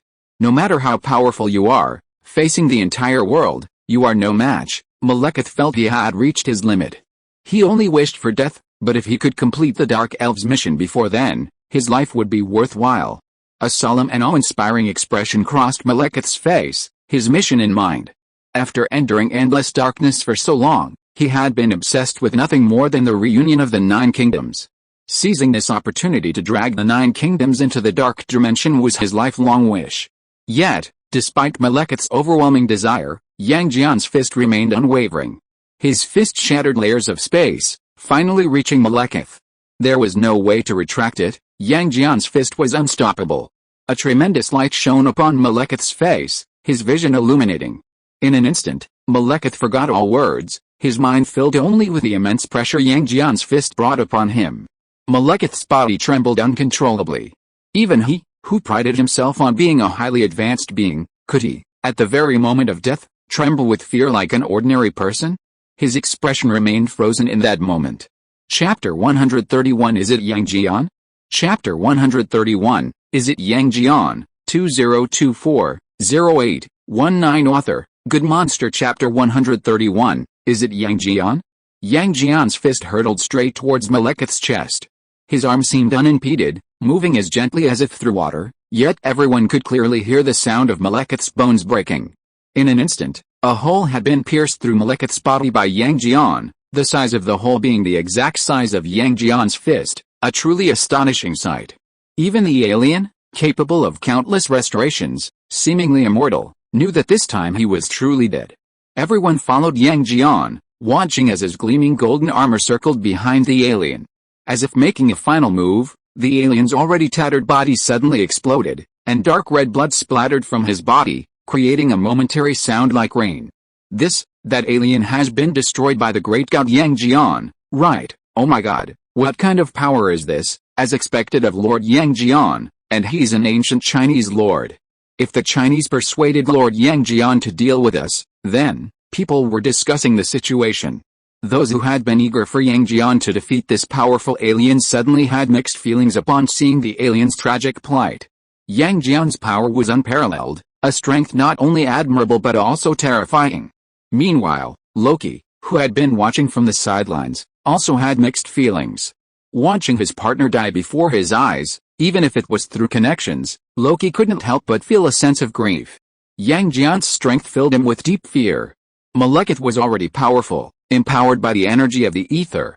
Furthermore, Malekith had staked his own life in exchange for the use of the Reality Stone. His mastery of reality had reached a pinnacle. He was so powerful, yet he was still so vulnerable before Lord Yang Jian. Just what kind of combat prowess did Yang Jian possess? Did all the lords of the ancient world possess the same power? Loki's heart trembled. He couldn't even imagine what kind of power that might be. It must be terrifying, far beyond his comprehension. For a moment, Loki's mind was filled with shock, gripped by fear, so much so that he forgot to immediately escape this dangerous place. He was aboard a massive dark elf spaceship. But Loki had completely forgotten his situation, forgotten how obtrusive the massive ship he was in front of Yang Jian. Just as Loki was paralyzed by his own fear, a roaring sound was heard. His feet trembled, the wall shook violently. The sudden change left Loki unable to react. What the hell is going on? Loki was suddenly shaken out of his thoughts, unable to distinguish between reality and imagination. But the fear Yang Jian had instilled in him was already deeply ingrained. Yang Jian, could it be Yang Jian? Then, a piercing alarm blared. Impact warning. 200 kilometers, 100 kilometers, the dark elf ship was already in a state of panic. Malekith's death had left them leaderless, and the piercing alarm only heightened the tension. No one knew how to withstand this sudden impact, especially one so powerful. 20 kilometers to go, 10 kilometers, the impact will arrive in 3 seconds, 3, 2, the impact was coming. For a moment, thick clouds gathered, the sky darkened, and a fierce wind whistled through the ruined city, carrying shattered debris.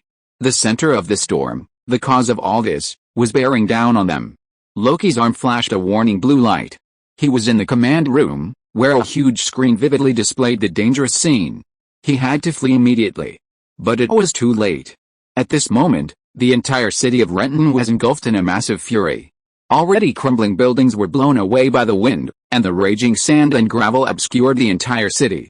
A powerful force rushed directly towards the dark elf ship. No one could resist it. It was like a force splitting mountains and seas, its might immeasurable. The next second, a tremendous roar echoed, and the ship tilted violently. Loki lost his balance and stumbled. It was that powerful force that slammed into the ship. Could such power be real? Loki could hardly believe the magnitude of the impact. The light shimmering from his hand was completely extinguished at the moment of impact. If it weren't for the ship's stability, it would have been shattered to pieces just then, like Malekith. The entire city of Renton trembled at the massive impact. It seemed that the dark dimension had invaded, and the black matter covering the entire Earth at this time had actually acted as a buffer to the impact. Otherwise, the entire city of Renton would have suffered a severe blow. For a moment, the trembling sound was almost deafening. Smoke and dust filled the air, and a desolate scene spread everywhere. The commander-in-chief, in the command room, stared at the dire situation of Renton on the screen with a pale face. He had thought that the arrival of Lord Yang Jian would rescue them, and he had finally waited for the alien to be eliminated by Lord Yang Jian. But he had not expected that a greater disaster lay ahead. What on earth is going on? What on earth has happened? The commander trembled as he stared at the scene on the huge screen. Renton was now practically a ruin. Everywhere he looked, there was no sign of life, only endless wasteland and burn marks. It all happened so suddenly that the commander still felt like a dream. Could this be the dark invasion that the alien has been shouting about? The commander stared at the screen in confusion. He didn't understand what Malekith meant, but the image before him made it clear to him that the damage caused by this alien invasion was devastating. At the same time, a beam of light broke through the sky from the distant horizon. The commander looked in that direction. Oh my God, that direction! The commander-in-chief immediately realized what that direction was. Moreover, the huge mushroom cloud blooming in the sky made him extremely sure. That was where they stored their nuclear weapons. At this moment, the commander-in-chief's eyes were dim as never before. He looked at the mushroom cloud on the other side of the screen hopelessly, with only one thought in his mind. Britain was completely finished this time. His eyes were fixed on the screen, and the light from the sky also illuminated his eyes through the screen. Suddenly, the commander-in-chief felt that something was wrong. The world in front of him. No, where did those continuous mountain ranges go? How could the whole mountain disappear out of thin air? If you're listening to this novel on a channel other than Fanfic World, it means they downloaded and uploaded it without effort. We cordially invite you to visit our channel, Mundo Fanfic Novelis. There you'll find the original version of this story and you can explore many other novels of various genres. We're waiting for you to immerse yourself in a world of incredible novels. Chapter 132 No Way to Escape. Chapter 132, No Escape, 2024-08-19 Author, Good Monster. Chapter 132, No Escape. The commander-in-chief blinked several times, only to find that the mountain had indeed disappeared from the screen. How could this be possible? What was going on? His mind was completely foggy, but as if catching a glimpse of light through the fog, he questioned. If this is truly the so-called Dark Dimension invasion, then why hasn't anything happened here? The commander-in-chief examined the screen more closely. Against the backdrop of the light, a towering figure stood proudly between heaven and earth. Divine patterns swirled around him, surrounded by a dazzling aura, a dazzling presence unmatched by any other god of war.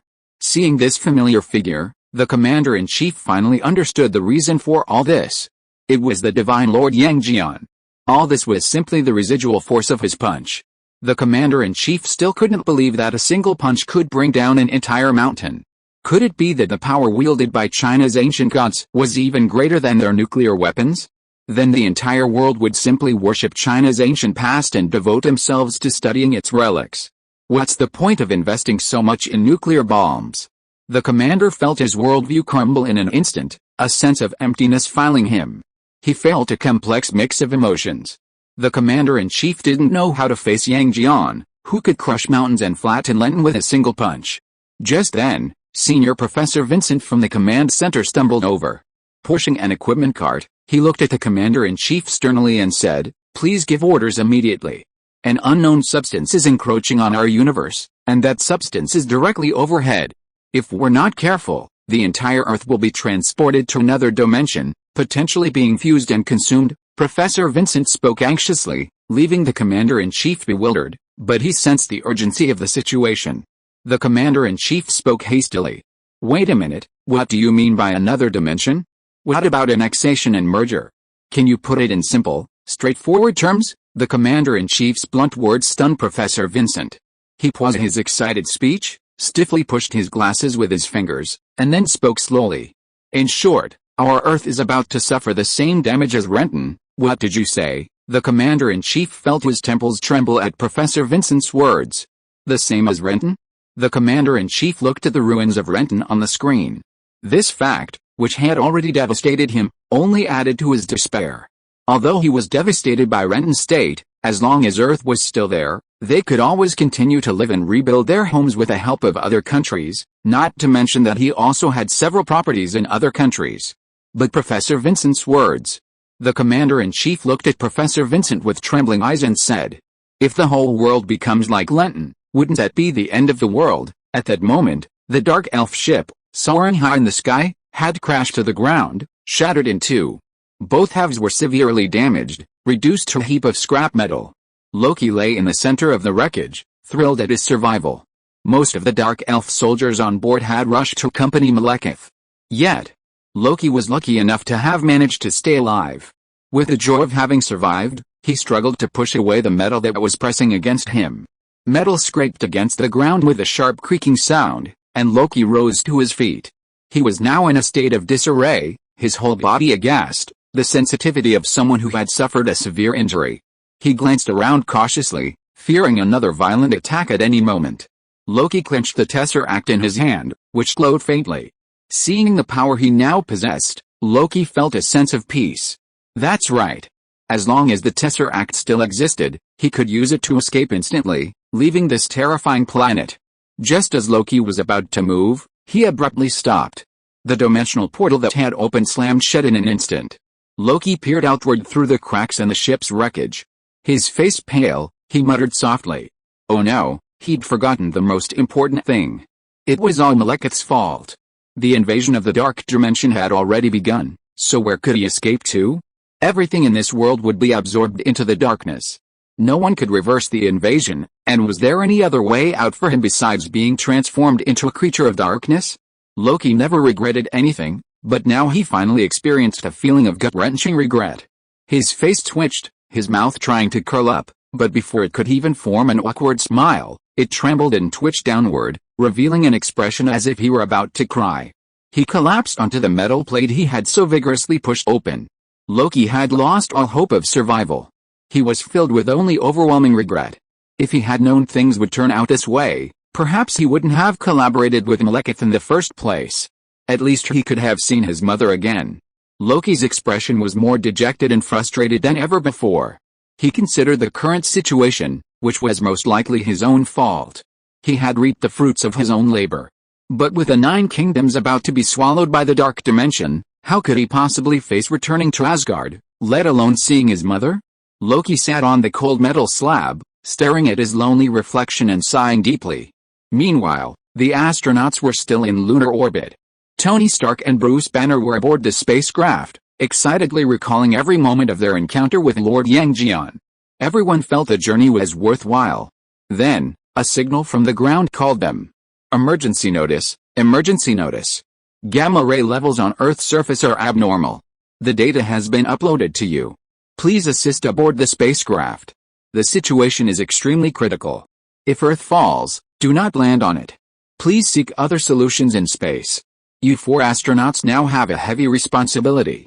Please protect yourselves. This sudden emergency announcement came from Chen Haitian. Unexpectedly, the usually calm Chen Haitian was so anxious, and his every word betrayed the urgency of the situation.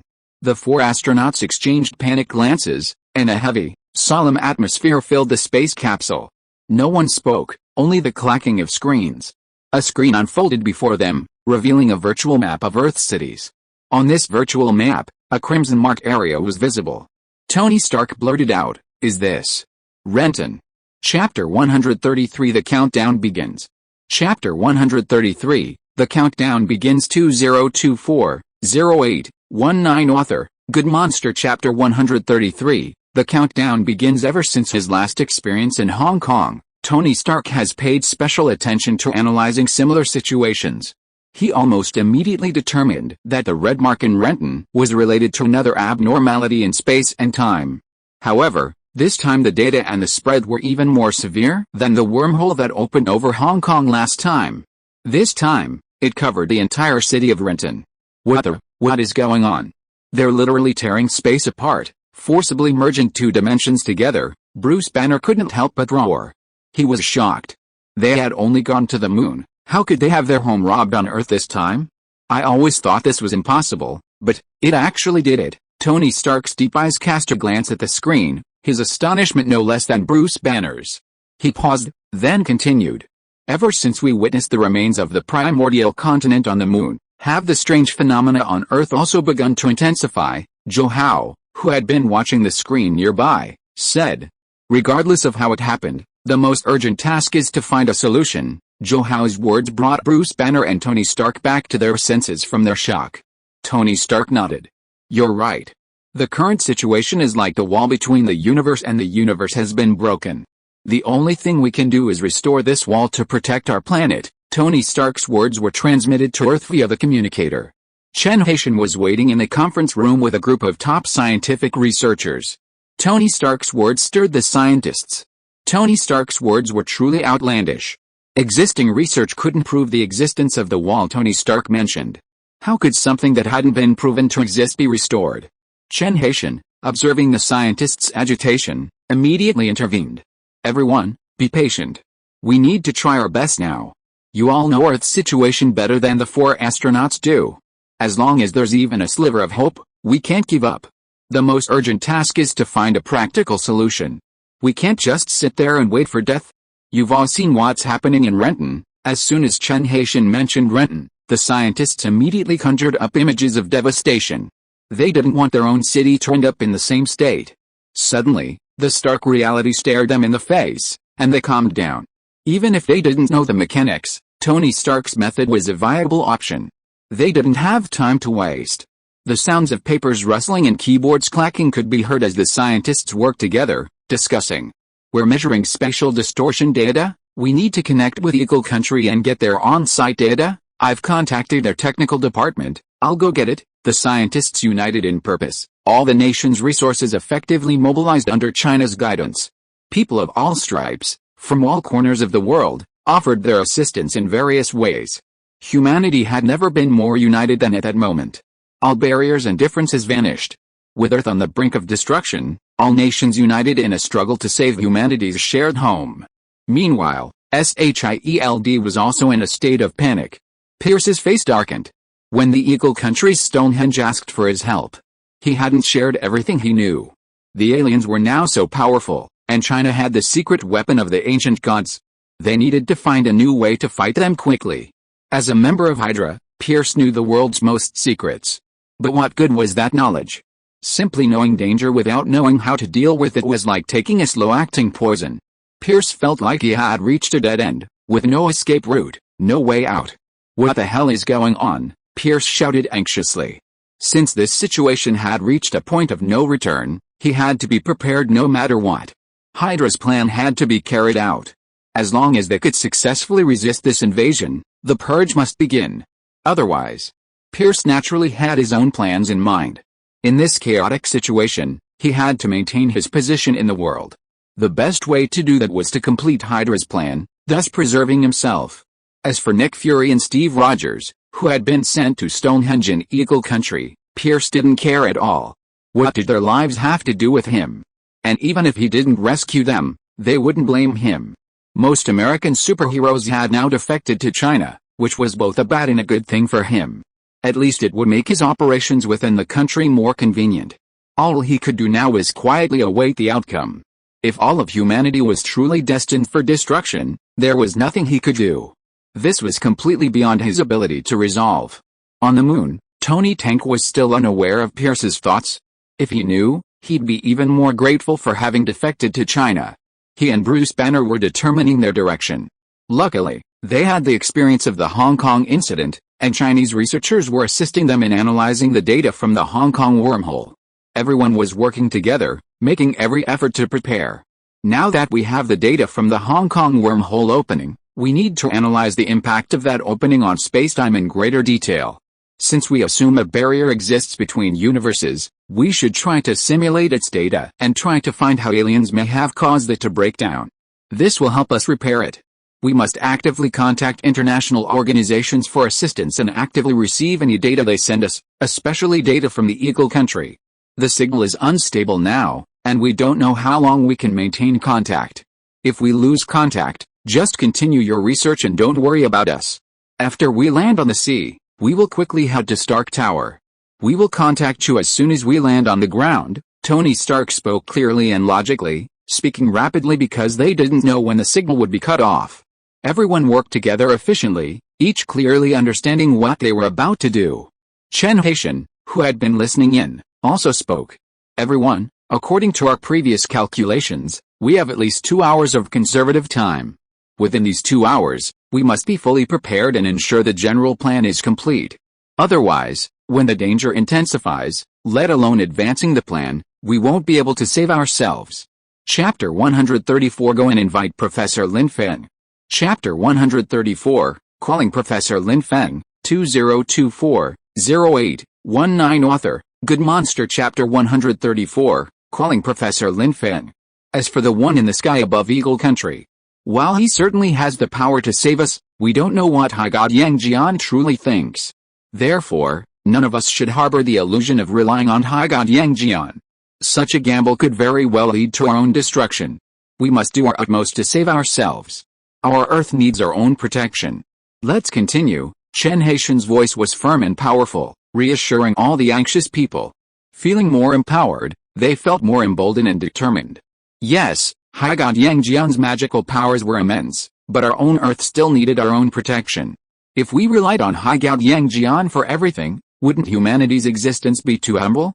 Just as everyone rolled up their sleeves, ready to work hard, Tony Stark's voice rang out. China's cohesion and unity always move me deeply. I'm deeply grateful to be part of this great Chinese family. At this moment, I also hope that all nations will let go of their guard, stop focusing on their own petty calculations, and instead work together under China's guidance to overcome this difficult time. Only China can do this right now, because they possess unparalleled cohesion and a framework that unites all of humanity. In times of crisis, we must unite. Tony Stark's words resonated with everyone. He was already quite influential internationally, and his experience as a member of China made his words even more persuasive. Furthermore, everyone understood that at this moment, there was no other way but to unite. Just as everyone was preparing to work together, Tony Stark continued. Besides that, the most important thing now is to contact Professor Lin Feng. We need his help at this critical juncture. Meanwhile, Lin Feng was impersonating Yang Jian above Renton.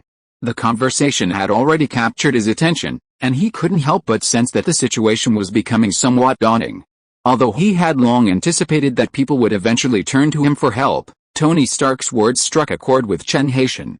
He had been wanting to contact Professor Lin Feng for a long time. Chen Haitian immediately called Lin Feng's number. Of course, all he heard was the repetitive ringing tone. Professor Lin Feng's loss of contact wasn't the first or second time, and Chen Haitian had never considered Lin Feng someone he could summon and dismiss at will. He quickly accepted the fact that Lin Feng's phone was unreachable and thought of another solution. He immediately contacted Agent Natasha, who was under investigation. Natasha received a message from Director Chen Haitian, and the investigation was immediately suspended to make way for Chen Haitian's urgent mission. As Natasha hurried out, she ran into someone. A woman in a long robe, with a kind face, smiled at Natasha. Surprisingly, the woman had a bald head, like a nun, and wore a strange, eye-shaped magical instrument around her neck. Natasha didn't relax at the woman's kind smile. Instead, she was on high alert. It was clear she was waiting for her. "Who are you?" Natasha asked warily.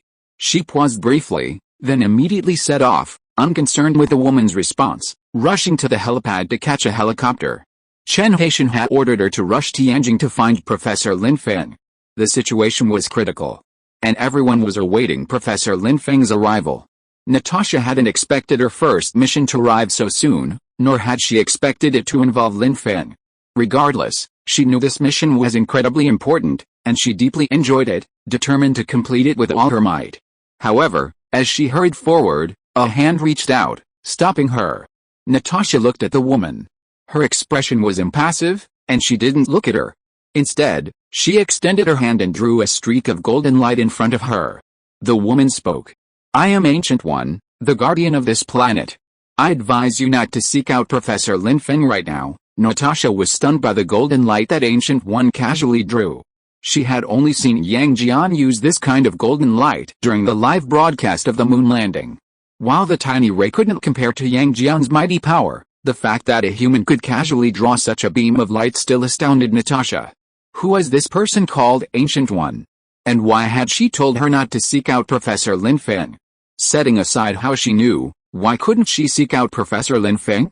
Natasha's confusion was easily understood by Ancient One, who explained, "Because he's not on Earth right now, even if you wanted to find him, it would be impossible. Furthermore, since he hasn't allowed you to contact him, it means he doesn't want you to find him. So why bother trying in vain?" But Ancient One's words made Natasha panic. Although she had no proof of her words, after witnessing the Ancient One's magic, no one could doubt her. Furthermore, the Ancient One gave Natasha the impression of being trustworthy. Natasha frowned. "But my mission is to find Professor Lin Feng, and Earth is in such a crisis." Seeing Natasha's concern, the Ancient One smiled faintly. "No problem. Since I'm here, I naturally have ways to help you. And as I said, I'm the guardian of this planet." The Ancient One's words calmed Natasha's heart slightly. As the Ancient One had said, Professor Lin Feng was indeed very mysterious, and finding him didn't seem like a viable option right now. So, would they cooperate with this Ancient One? The Ancient One, still smiling calmly, continued. "With my abilities, I can't say I can help much, but I can certainly help you delay for a while. And stopping the invasion of the Dark Dimension is also my mission." Natasha pondered, her gaze shifting as she asked. "With your abilities, you should just do it directly. And since I can't find Professor Lin Feng, I naturally won't interfere with him." "But why are you telling me all this?" Ancient One nodded, secretly admiring Natasha's intelligence. She smiled slightly. "Because I need to borrow your power." "Borrow my power?" Natasha didn't expect Ancient One to say that. She asked with wide eyes. "Yes, I hope you can help me find someone strange. He is very important to this world." Natasha nodded, silently memorizing Strange's name. she said. In any case, I still have to rush to Yenching University. If I can't find him, I will report to my superiors. As for the person you asked me to help find, I will tell you after I complete this task. Ancient One smiled and gestured to Natasha to the golden circle she had drawn in front of her. Please, I hope it will help you get there faster. Chapter 135 Loki? Lin Feng? Chapter 135, Loki? Lin Feng, 2024-08-19 Author, Good Monster Chapter 135, Loki? Lin Feng? Natasha, confused by the meaning, cautiously took a few steps forward and peered toward the golden circle. She was surprised to discover that beyond the golden circle was a scene of Yenching University. How could this be possible? It was a portal. A human could so easily wield such an ability. Surely she could be of assistance in this vast rift in time and space. Natasha looked at the Ancient One in surprise, her eyes filled with admiration and bewilderment. However, the Ancient One simply smiled and whispered, "Strange, remember this name?" Her voice trailed off, and she vanished from Natasha's sight. In an instant, there was no one before Natasha, save the golden circle left by the Ancient One. Time waited for no one, and Natasha, without hesitation, resolutely stepped into the golden circle. At this moment, the faculty and students of Wukong University and Yenching University were discussing and studying the current dark invasion.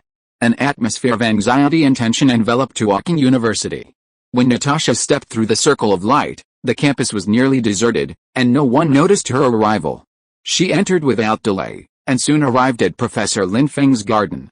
From a distance, Natasha spotted a gray-haired elder standing on tiptoe, peering toward the villa. He called out softly, "Professor Lin? Professor Lin? Are you there?" His voice was a little hoarse, as if he had been calling like this for a while. Natasha saw the man before her, anxious yet cautious at Professor Lin Feng's door, and remembered that he was Professor Feng Min from the history department. Ever since the moon landing, Professor Feng Min had been eager to speak with Professor Lin Feng. He had so many questions and things he wanted to share with him. Everyone was busy studying the data on the Dark Invasion, and as a history professor, he couldn't help, so he wanted to see if Professor Lin Feng had any ideas. Professor Feng Min considered himself to be the closest to Professor Lin Feng among all the professors, but his visit was clearly in vain. Professor Lin Feng wasn't home. But he had clearly just returned? Professor Lin Feng was truly elusive. Professor Feng Min lowered his head and sighed. He felt deeply regretful, feeling that the mysteries surrounding Professor Lin Feng were only growing. Natasha, watching Professor Feng Min from a distance, couldn't help but feel a sense of disappointment. Sure enough, that Ancient One had been right, she had come up empty-handed. Given that, there was no point in lingering here. Natasha turned quietly, not wanting to disturb Professor Feng Min. Just then, Natasha heard the sound of a door opening behind her. "Ah, Professor Feng. Have you been here long?" "Sorry, I was busy studying and didn't hear you knock." Professor Feng Min and Natasha were both stunned. Natasha, whose back was to the door, quickly turned around, and was startled when she saw Lin Feng's familiar face. Had she heard right? Lin Feng was actually home? Professor Feng Min stared at Lin Feng in disbelief. Face to face, Lin Feng wore a calm, gentle smile, while Feng Min stood stunned, her eyes wide. Perhaps accustomed to Lin Feng's elusiveness and mysterious presence, Feng Min and Natasha subconsciously didn't suspect he was actually home during this critical moment of the Dark Dimension invasion. So, the shock they felt a moment Lin Feng appeared was immense. Facing Professor Feng Min, who was stunned and at a loss for words, Lin Feng spoke. "It's an emergency right now, and I'm helping. If you have anything to say, talk to me later. I'll be off to my work." Professor Feng Min nodded immediately. Yes, you go ahead. Unfortunately, I can't help much, so I won't bother you anymore." Without further ado, Lin Feng was about to close the door when he spotted Natasha standing nearby. Lin Feng frowned and asked in a deep voice, "What are you doing?" Lin Feng's words made Professor Feng Min turn around, startled by the sight behind him, a beautiful foreign woman pointing a gun at them. What the hell is going on? Natasha's eyes were sharp, her hand holding the gun pointed steadily at Lin Feng. "Who are you?" Professor Feng Min looked at Natasha, bewildered, then back at Lin Feng. A dangerous atmosphere hung between the two of them, and Feng Min shuddered, speechless for a moment. Lin Feng looked at Natasha coldly, a hint of impatience crossing his face. He asked back, "Don't you know who I am?" There aren't many people in the world who don't know me these days. Natasha silently stared at the man speaking before her, her brow furrowed. She trusted her instincts. The person before her was not Professor Lin Feng. Although the man before her had the same features as Professor Lin Feng and was smiling slightly, he gave off a completely different vibe. Even when Lin Feng was calm, he could still convey a subtle, unspoken aura of authority. Natasha, therefore, felt both respect and fear for him. She respected his calmness, a calmness rooted in his immense strength, and she feared the occasional glint of his kingly aura. But the man before her, whose smile grew increasingly sinister as she watched her, was no Lin Feng at all. Natasha stared resolutely at the man before her, her grip on her gun clenched. Her heart pounding, she asked again. "Who are you? Where is Professor Lin Feng?" The Lin Feng Natasha pointed her gun at smiled faintly. He hadn't expected his disguise to be so easily pierced. This man was Loki. Just a few minutes ago, when Loki's heart was breaking, Lin Feng's name flashed through his mind like a lifeline. Professor Lin Feng was still on Earth. He knew everything, and surely he knew more about Yang Jian than he had yet to share. Loki decided to travel to Earth to seek Lin Feng's advice. He thought, if the Yang Jian that Professor Lin Feng had described was truly formidable, he might as well join the Chinese. Even if he couldn't defeat him, he couldn't join. But when Loki, using the power of the cosmic cube, left the spaceship and arrived at Lin Feng's residence, he discovered that Lin Feng wasn't home. Just as Loki searched every room to confirm Professor Lin Feng's absence, there was a knock on the door. He had initially planned to ignore it, waiting for the knock to clear up, but the old professor had been waiting for so long that Loki had a new idea: disguise himself as Lin Feng. He had just dealt with the old man and was about to return to Lin Feng's villa to wait, when a woman who hadn't appeared out of nowhere revealed his disguise. It was a bad start. It seemed this woman had a close relationship with Lin Feng, otherwise, how could she have recognized him immediately? Even Loki felt a little uneasy. He was used to doing bad things, and this time he had no intention of doing anything. But he was regarded as a bad guy. This was really hard to say. What should he do now? Chapter 136, Race Against Time. Chapter 136, Racing Against Time. 2024-08-19 Author, Good Monster. Chapter 136, Racing Against Time. Loki wasn't afraid of the aggressive woman before him. However, he had come here to ask Professor Lin Feng for help, and given his current situation, he was likely to seek refuge in China. Therefore, he couldn't engage in a fight with that woman on Professor Lin Feng's doorstep. Furthermore, he had to consider how he could help Lin Feng. Natasha's gun was pointed coldly at him, and Loki's mind raced, pondering how to resolve the current situation. Got it, he had taken 2 gems from Thanos. One, the Tesseract, was always with him, and the other, the Mind Stone, was currently in Lin Feng's house. Now that he had leverage, Loki smiled faintly. Although he still looked like Lin Feng, he had completely abandoned his disguise. He shrugged and said, "Where is Professor Lin Feng?" "How could I know that?" Loki's words startled Professor Feng Minimum. He immediately understood and stared in disbelief at Loki, who looked exactly like Professor Lin Feng. Who are you? You're not Professor Lin Feng." Natasha remained silent, her pistol clenched tightly, pointed at Loki. Worried that Professor Feng Min might be taken hostage in this critical moment, Natasha approached slowly. "Don't be nervous," Loki offered a frivolous smile, but it was particularly alarming on Professor Lin Feng's face. He continued, "There's nothing you can do now, so just listen to me." As Loki finished speaking, Natasha started, realizing her arm was paralyzed, unable to move. "What did you do?" A dark green figure emerged from behind her. Loki had given up on his Professor Lin Feng disguise and revealed his true face. A chill washed over Natasha. That was Loki's first impression. Though the man before her wore a broad smile, his eyes were unfathomable. He exuded a sinister, venomous coldness. Worse still, Natasha realized she was now completely paralyzed. "You, ha?" Loki surveyed Natasha's furious expression, feeling a certain satisfaction in having managed to reconcile. He smiled for a moment before continuing.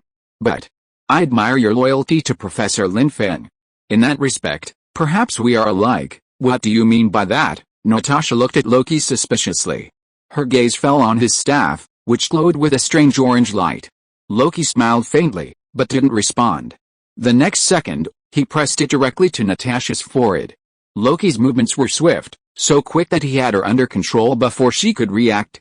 Natasha stiffened, twitching slightly. Her pupils dimmed for a moment before returning to their normal color. The person before her is Professor Lin Feng, and Professor Lin Feng has already told her what to do. The thought took root so naturally in her mind.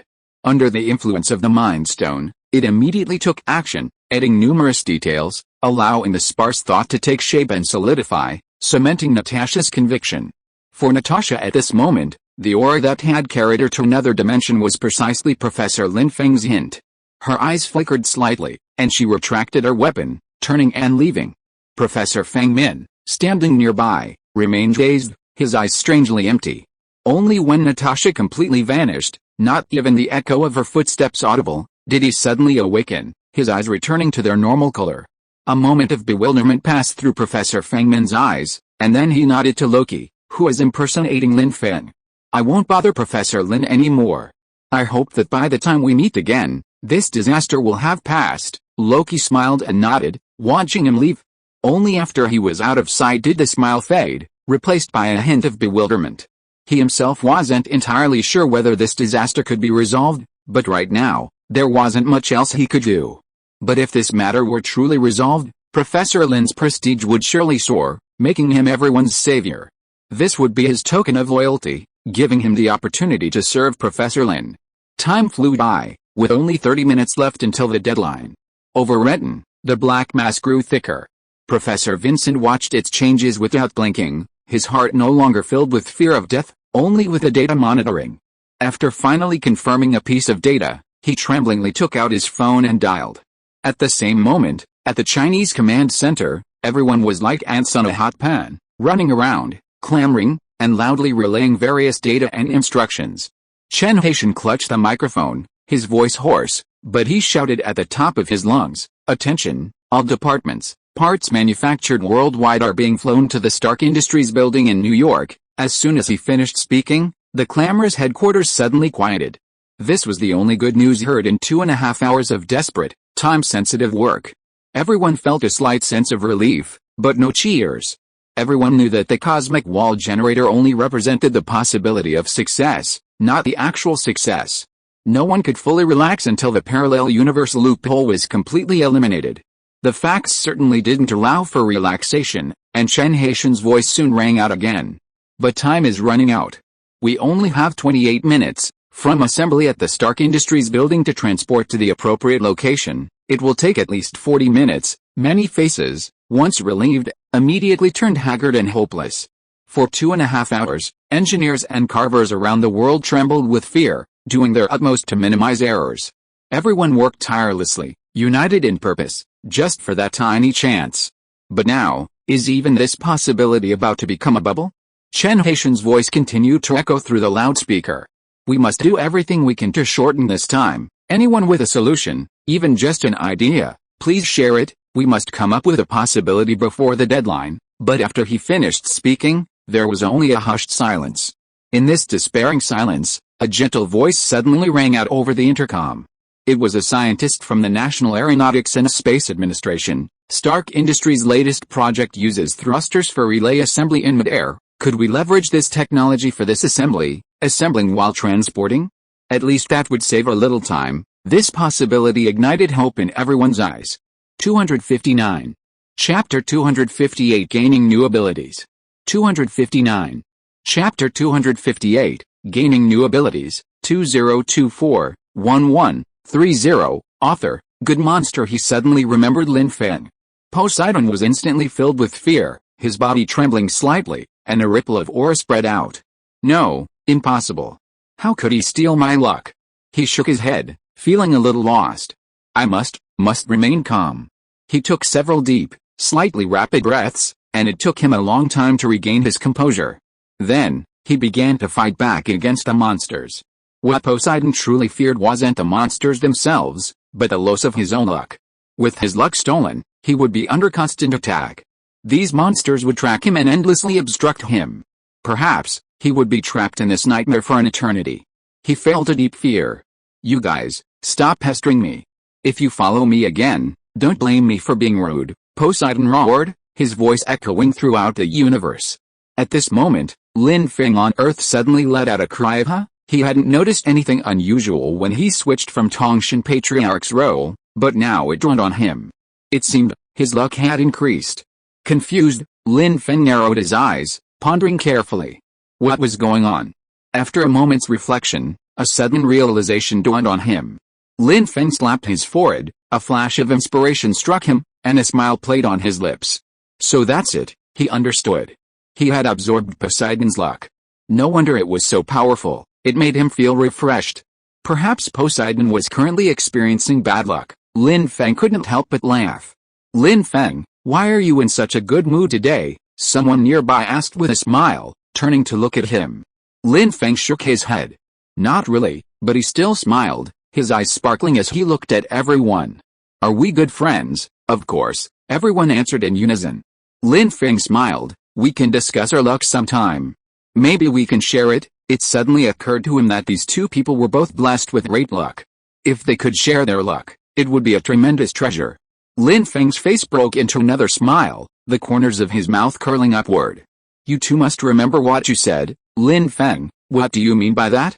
I don't quite understand. Rhodes scratched his head, perhaps because his role as Iron Man made him seem a little dull. Lin Feng smiled. Nothing, just casually speaking. What do you mean by casually speaking? I think you must be hiding something from us. Everyone looked at Lin Feng with confusion. Tell me, what's going on? Haven't we heard of the concept of luck? Lin Feng asked with a smile. Of course we have. Our Thor is a favorite of luck, Thor said proudly. So, I'm incredibly lucky. His luck was indeed incredible, otherwise he wouldn't have met Lin Feng. Everything that had happened before was merely the prelude to his good fortune. He was deeply fond of Lin Feng, his presence was a blessing from heaven.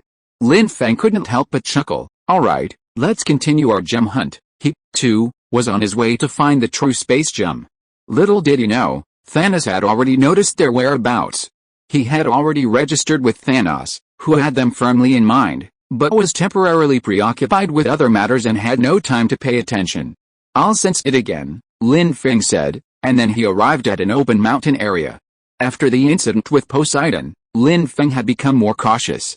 He transformed into Roaring Sky Dog and carefully sensed the energy fluctuations around him. Finally, he detected a fierce battle nearby, triggered by an energy gem. Lin Feng's body stiffened, then he straightened. He gazed into the distance, and a majestic mountain came into view. The mountain towered majestically, and a light seemed to flicker from its summit, like the sun's radiance. Lin Feng knew that it wasn't the sun's light, but a gem. This gem was one of the 6 great gems. It had lain dormant here for countless ages, so why had no one seized it? Lin Feng was filled with confusion. With a gentle wave of his hand, the Sigurd's scepter appeared in his palm. Sigurd's scepter, you followed me voluntarily, right? Not because of the wager. Lin Feng never forced anyone. Even though this scepter wasn't human, it possessed its own consciousness. The Sigurd's scepter trembled slightly, emitting a soft chirping sound. Lin Feng's lips curled up at the sound. Very good, he tapped the scepter gently, and it trembled again in response. I know you came willingly, because my heart far surpasses that of the Sigurd. Please help me see if that gem is of any use to you. He held the Sigurd's scepter aloft, and a beam of light suddenly erupted from it. This light shot straight up into the sky, illuminating the entire sky with an incredibly dazzling brilliance. Immediately, the Sigurd's scepter became incredibly excited, evidently possessing a profound attraction to the gem. Lin Feng gripped the scepter tightly, sensing the consciousness and soul transmitted from it. The souls of tens of thousands of marine creatures inhabited this scepter, which gave it such power. He gazed at the white light in the sky, curious. What could it be that even the sea god desired so much? I want to go up and see. Lin Feng, ignoring the scepter's dissuasion, resolutely decided to climb the mountain. He had a hunch that there must be a breathtaking view up there. When he reached the gem, the overwhelming pressure almost took his breath away. Lin Feng gazed at the gem with excitement, a smile hard to conceal. It was a real gem. It shone brilliantly before Lin Feng's eyes, unlike any gem he had ever seen. Perhaps it wasn't perfect, but it was undoubtedly beautiful. This is the space gem. Lin Feng carefully felt the power of the gem, his body trembling suddenly, and he quickly grasped the gem in his palm. The gem radiated a scorching heat in his palm. Lin Feng's face lit up with joy. He tried to remove the gem, but the energy surrounding it was too dense for him to dislodge. Thor and Rhodes watched from below. They didn't dare to approach rashly, but their blood boiled with excitement. What exactly is that gem? It's incredibly powerful, isn't it? Although they didn't understand, they could sense its energy, seemingly even stronger than the Sigurd scepter. What could be so powerful than the Sigurd scepter? Everyone was stunned, hoping Lin Feng could successfully obtain the gem. If he could, his strength would soar. For them, this would undoubtedly be a blessing in disguise. This gem is actually transparent. Just then, something unexpected happened. Everyone's pupils shrank in shock as they discovered the gem had vanished into thin air. The sky was empty, and the gem had mysteriously vanished. Ah! Thor exclaimed, his mind shaken. Before it vanished, a beam of light shot out, striking him squarely between the eyebrows. Is this the space gem? Why would it suddenly vanish? Thor muttered in disbelief. Lin Feng was also bewildered. This is the space gem. I didn't expect it to vanish. The gem is in another parallel world. How can I retrieve it? He hadn't expected to reach for the gem, yet for various reasons, he couldn't. This is terrifying. Lin Feng shook his head and retracted his outstretched hand. Since he couldn't obtain it directly, he had to change his strategy.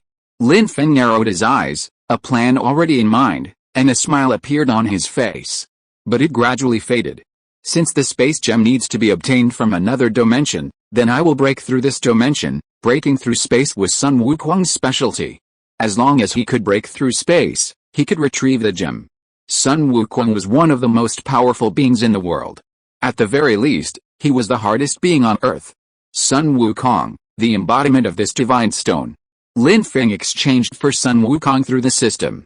He quietly hid aside to complete the exchange. Sun Wukong's golden light instantly shone. The golden cudgel he grasped suddenly erupted, transforming into dazzling light that scattered in all directions. The light was so blinding that Thor and Rhodes dared not open their eyes. All they saw was pitch black. Ah! They cried out in shock, the sudden golden light overwhelming their eyes. Thor and Rhodes closed their eyes tightly, missing the shadowy figure in the sky. That shadowy figure was none other than Sun Wukong, the Sun Wukong Thor had long dreamed of but never found.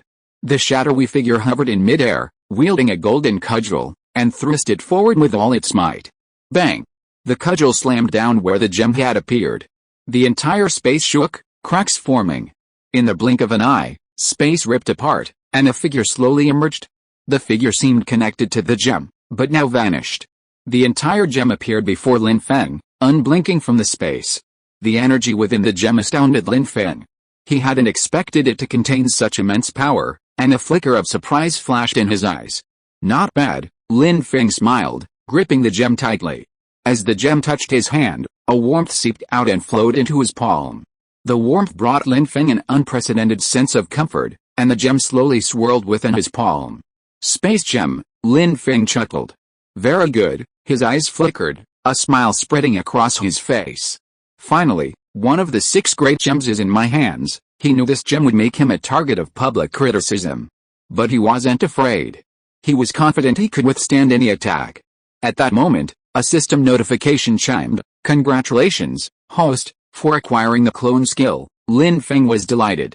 This clone skill meant he could redeem and control 2 characters simultaneously. He couldn't wait to try it out. First, he redeemed Tong Shinjiazu on the character panel, then activated his clone and redeemed Sun Wukong. A shadowy figure of Sun Wukong appeared in the air, under his control. It flew in front of him and slowly descended. A shadow streaked through the shadow. Seeing this, Lin Feng immediately raised his hand. To his surprise, the shadow moved with his movements. He could even control it with his mind, surpassing Sun Wukong himself. Sun Wukong, what if I switch to your perspective? Lin Feng tried to switch to Sun Wukong's. Opening his eyes, he found himself suspended in midair, arms folded. Sun Wukong looked down at the earth and saw himself there. The feeling was marvelous, and a slight smile crossed his lips. This is the first time I, old Sun, have ever enjoyed such treatment. It's truly magical. He smiled, swung his golden cudgel, and it arced through the air before slowly descending. He landed on the ground, fighting alongside Tongshan Patriarch. Magic, truly magical, Sun Wukong laughed, his face filled with delight. Great, Lin Feng returned to his original form, descending from the sky and retracting his other shadow. He transformed back into his previous form. He walked down the mountain and stood before Thor and Rhodes. Why is this light still so bright? It's so painful.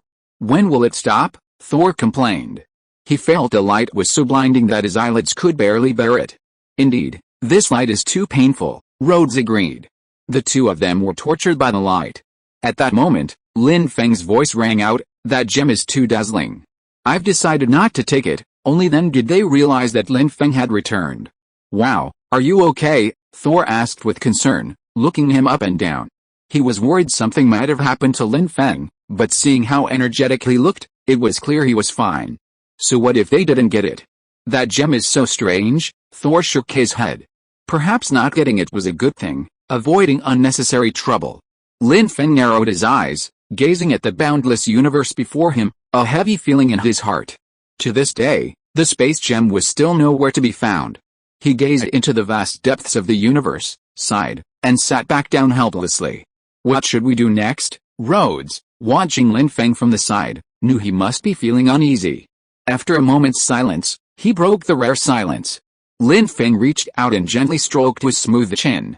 For now, we can only go back, okay? Everyone glanced at each other, then agreed in unison. Soon, Lin Feng, Rhodes, and Thor boarded the returning spaceship. The wind stung their cheeks, but Lin Feng's mind was elsewhere. He was preoccupied with finding the space gem. Only by finding the space stone can there be hope.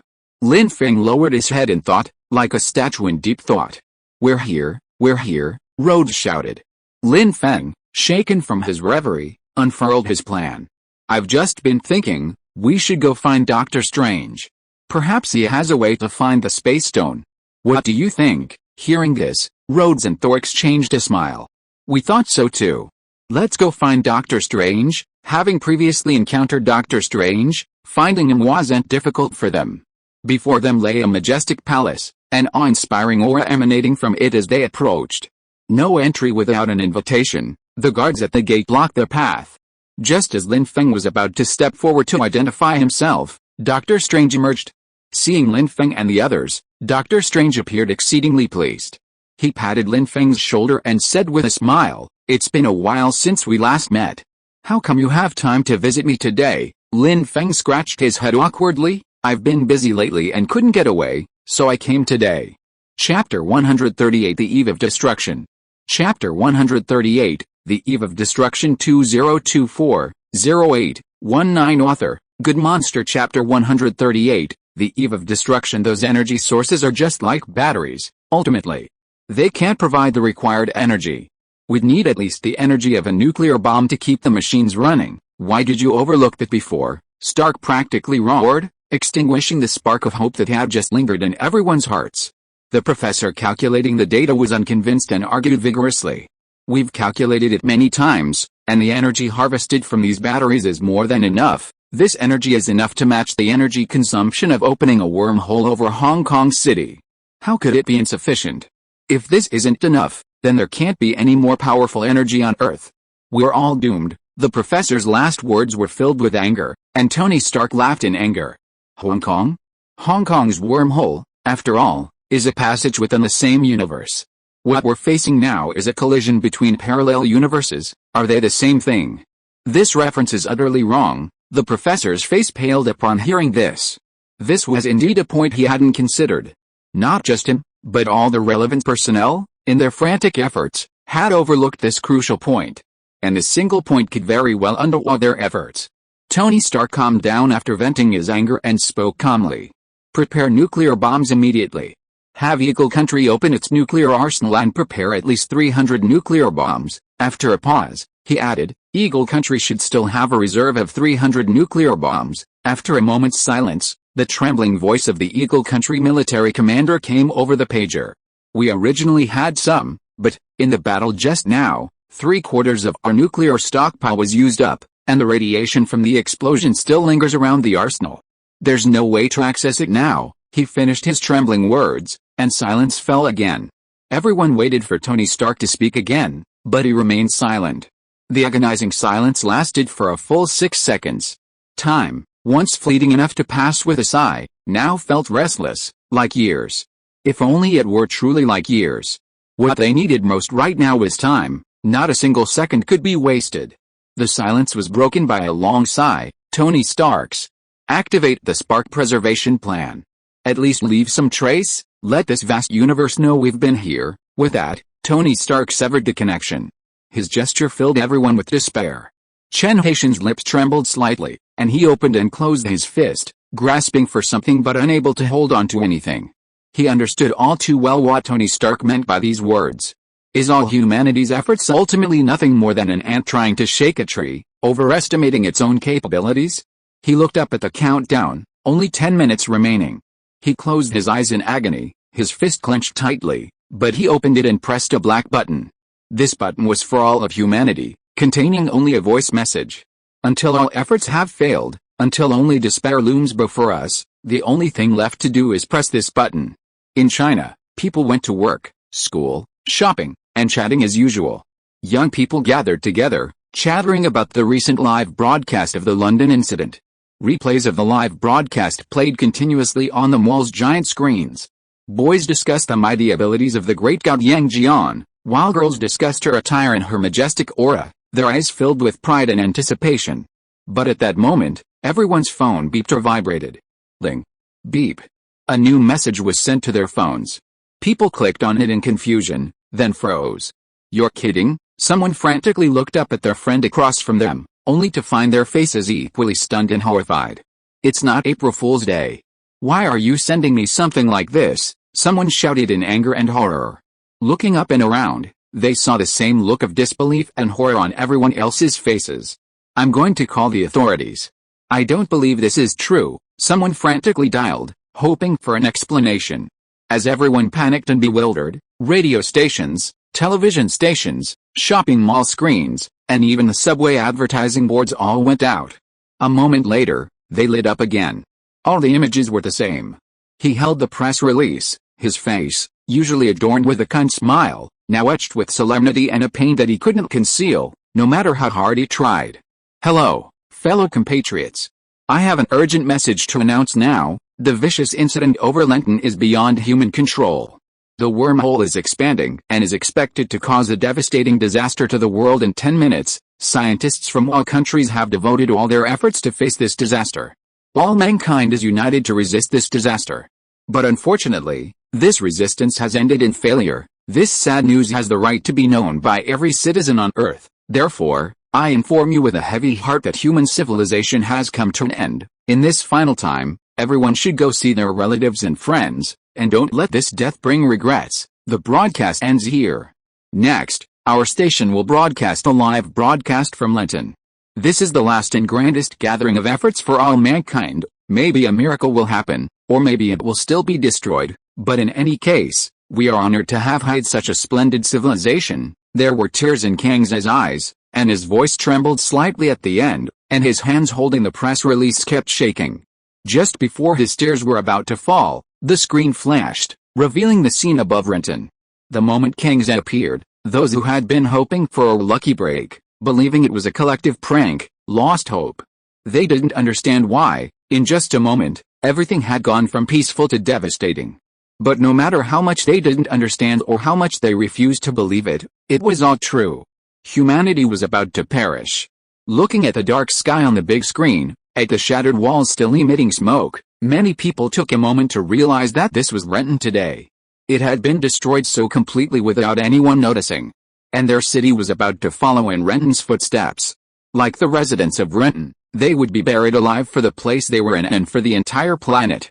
If you're listening to this novel on a channel other than Fanfic World, it means they downloaded and uploaded it without effort. We cordially invite you to visit our channel, Mundo Fanfic Novelis. There you'll find the original version of this story and you can explore many other novels of various genres. We're waiting for you to immerse yourself in a world of incredible novels. 260. Chapter 259, Thanos Escapes. 260. Chapter 259, Thanos Escapes. 2024-12-01. Author, Good Monster. Doctor Strange laughed heartily.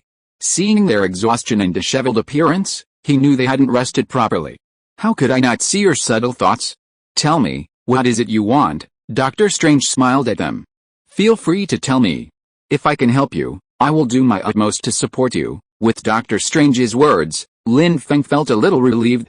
Doctor Strange invited everyone in and instructed the servants to prepare fine coffee and afternoon tea. The rich aroma of coffee filled the room, sweeping away Lin Feng's fatigue from the past few days.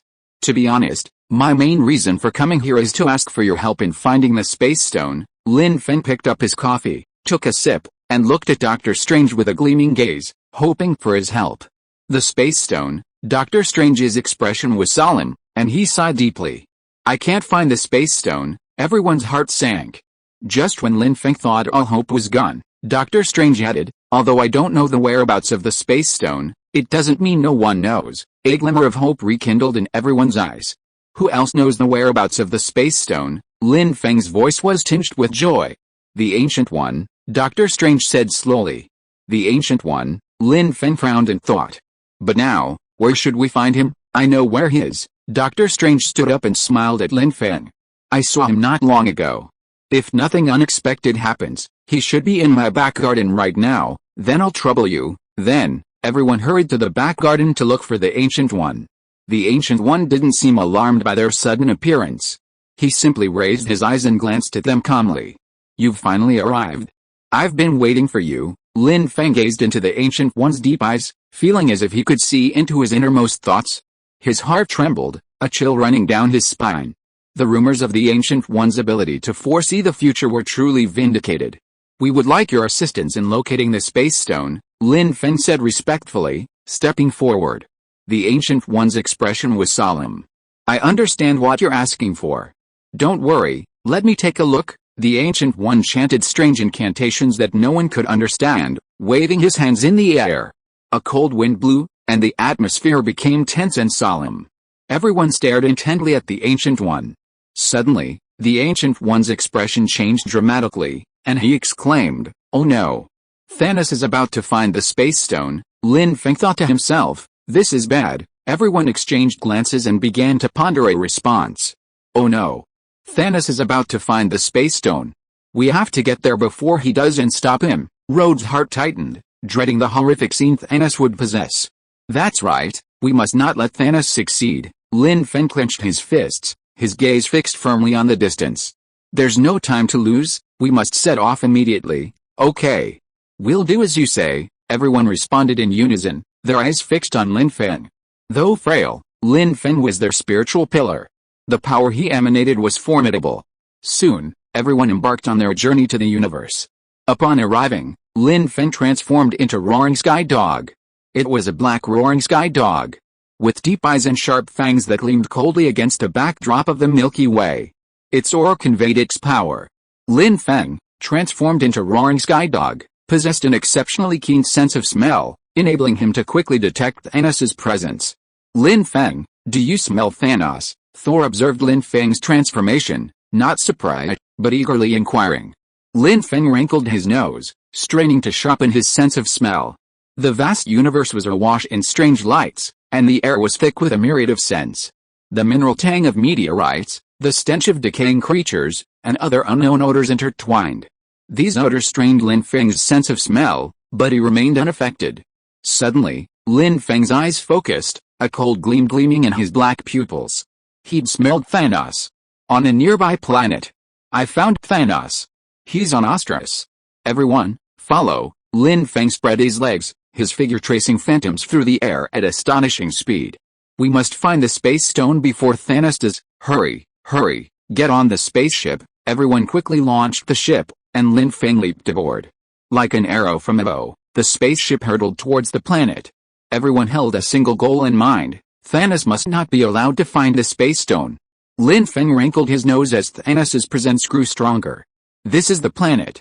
Land quickly," Lin Feng said solemnly. Upon hearing this, everyone landed the spaceship on the planet's surface without hesitation. "Everyone, be careful. Don't let Thanos get hurt," Lin Feng urged. It's okay. There are so many of us. With so many of us, we can take him down. We can handle him." Thor touched his nose and smiled sheepishly. But there was a hint of guilt in his smile, a clear lack of confidence. After all, Thanos' strength was well known, even the combined strength of their forces was no match for him. Yet, they always held on to a glimmer of hope. As the spaceship came to a stop, a noise caught Thanos' attention. Thanos before him was even more terrifying than before, his eyes like blazing torches. His fury smoldered, his skin cracked and radiated a purple-red glow, as if imbued with boundless power. He stood there like a mountain, imbuing them with a sense of immense oppression. Thanos, as if searching for something, slammed his palms against the ground one after another. His face expressionless, he angrily punched the planet, creating a deep black hole. Lin Feng stared at the black hole, dreading the thought. If that punch had landed on him, would he have been able to withstand it? What is he looking for? Did the Ancient One say Thanos had already found the Space Stone? Why doesn't he seem to have found it yet? Rhodes muttered, rubbing his chin in confusion. Lin Feng frowned. No, Thanos hasn't found the Space Stone yet. The Ancient One only said he was about to find it, not that he had already. After a moment's thought, Lin Feng continued, it seems the Space Stone is hidden in some parallel world, and Thanos hasn't found it yet. Lin Feng's words rekindled a glimmer of hope in the crowd. As long as Thanos didn't find the Space Stone, they had a chance against him. Their actions quickly caught Thanos' attention. He looked up at them, his eyes blazing with fury. Why are you staring at me? Sneaking around like that? Are you trying to steal my Space Stone? Thanos' voice was cold and commanding. In the blink of an eye, he appeared before Lin Feng and the others. Lin Feng felt a scorching aura rushing towards him. Now, they had no way to retreat, they had no choice but to confront Thanos head-on. A fierce battle was about to break out. At this moment, they had no way to retreat. But Lin Feng had no intention of retreating.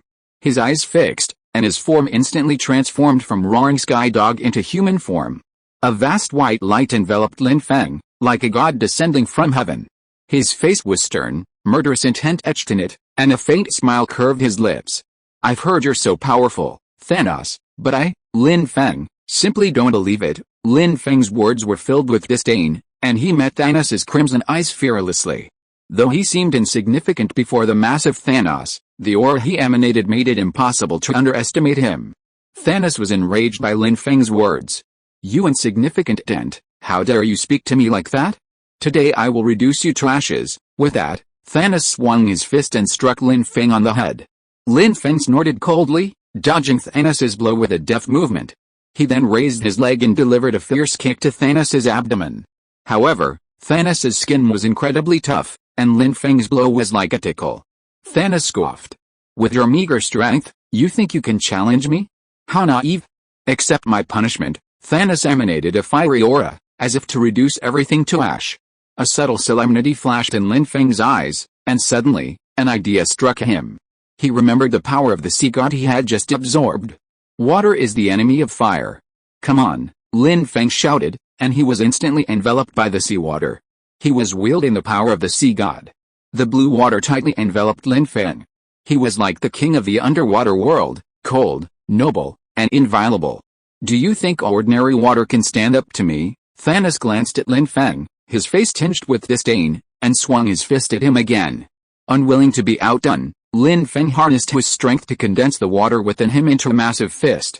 The crystal-clear fist of water collided violently with Thanos' crimson fist. Two powerful forces erupted in the air, generating a terrifying wave of energy that exploded directly through the air. This force sent ripples through the air. The tiny meteorites floating around in the universe were instantly reduced to dust by the impact. Thanos was shocked by the force and took a step back. However, he wasn't angry, but rather felt a sense of excitement. It was as if he had met a rare opponent. Young man, I didn't realize you had quite the skills, but don't get too carried away. While you're good, you're still nothing compared to me, Thanos said to Lin Feng with a smile. Lin Feng sneered, catching a glimpse of the nearby moon. With a wave of his hand, he began absorbing its power. Really, Lin Feng's words had barely escaped him when the moon's surface suddenly dimmed, completely absorbed. Looking up again, he saw numerous meteor-like entities surrounding him. Like massive meteor cannonballs, they barreled towards Thanos with destructive force. Bang, bang, bang. Suddenly, the universe was filled with deafening noises, as if the entire space were shattering. Thanos' face sank to a shimmer, his eyes widening as he glared at Lin Feng. Foolish fellow. I never imagined you could harness the power of moonlight. Lin Feng clenched his fists and summoned the moonlight's power once more. Don't you know there are always better people? Don't think you're the best just because you're powerful, Lin Feng said to Thanos with a carefree tone. Thanos was furious. Since you say so, then defeat me first. Thanos attacked Lin Feng with renewed swiftness. Lin Feng nimbly dodged his attacks, occasionally summoning the power of moonlight to strike him on the back. The two were evenly matched, and for a moment, the battle seemed poised to end quickly. Suddenly, however, Lin Feng heard a sound. Crack! Crack! Lin Feng's ears twitched, and his expression changed dramatically. This space was actually beginning to crumble. The surrounding aura grew turbulent, and the ground beneath him began to shake violently. Thanos, evidently sensing this, paled slightly, and carelessly slammed his fist into the ground. Lin Feng, seeing this, hurriedly called for Rhodes and Thor to step forward and assist. Seizing Thanos' moment of distraction, the two attacked him from the front and back, rapidly unleashing their assault. Each of them was supremely powerful, and this space could no longer withstand the power. The entire space shook more and more violently, as if it were about to collapse. Thanos, too, noticed this, and he observed the scene before him with a solemn expression. Lin Feng pressed on, and with the support of Rhodes and Thor, Thanos was driven back. Thanos' face was utterly disfigured. He roared and vanished instantly. He'd actually escaped. Thanos actually escaped, Rhodes exclaimed, his tone tinged with surprise and a hint of joy. Disbelief filled his face, and then a hint of joy crept into his voice. We actually drove Thanos away. Oh my god. This is something I couldn't even dream of. I never thought this day would come. Thor, standing beside him, nodded, dusted himself off, and echoed Rhodes' words. It seems as if we don't let Thanos obtain the Space Stone, we have a chance of defeating him. Lin Feng retracted his power, but his expression wasn't as relaxed as Rhodes and Thor's. This space we're in is about to collapse, Lin Feng's voice tinged with worry. He glanced around the space, as if he had foreseen the barrier's imminent shattering. Cracks began to appear quietly in the transparent barrier. If this space collapses, where should we go? Everyone looked at each other, their faces filled with solemnity. The collapse of space is no small matter, and the problems it causes are by no means something that can be solved in a short period of time. If they are not careful, all of them may die here. We will never die here, I believe in Lin Feng. Rhodes cast a look of great trust at Lin Feng. Lin Feng felt this trust, and his heart was suddenly filled with strength. He nodded solemnly to everyone. As long as I am here, I will never let anyone die here. Then what should we do now? Rhodes looked at Lin Feng and asked anxiously, if there is anything you need me to do, I will do my best. Chapter 139, A Drop in the Bucket, Barely Surviving.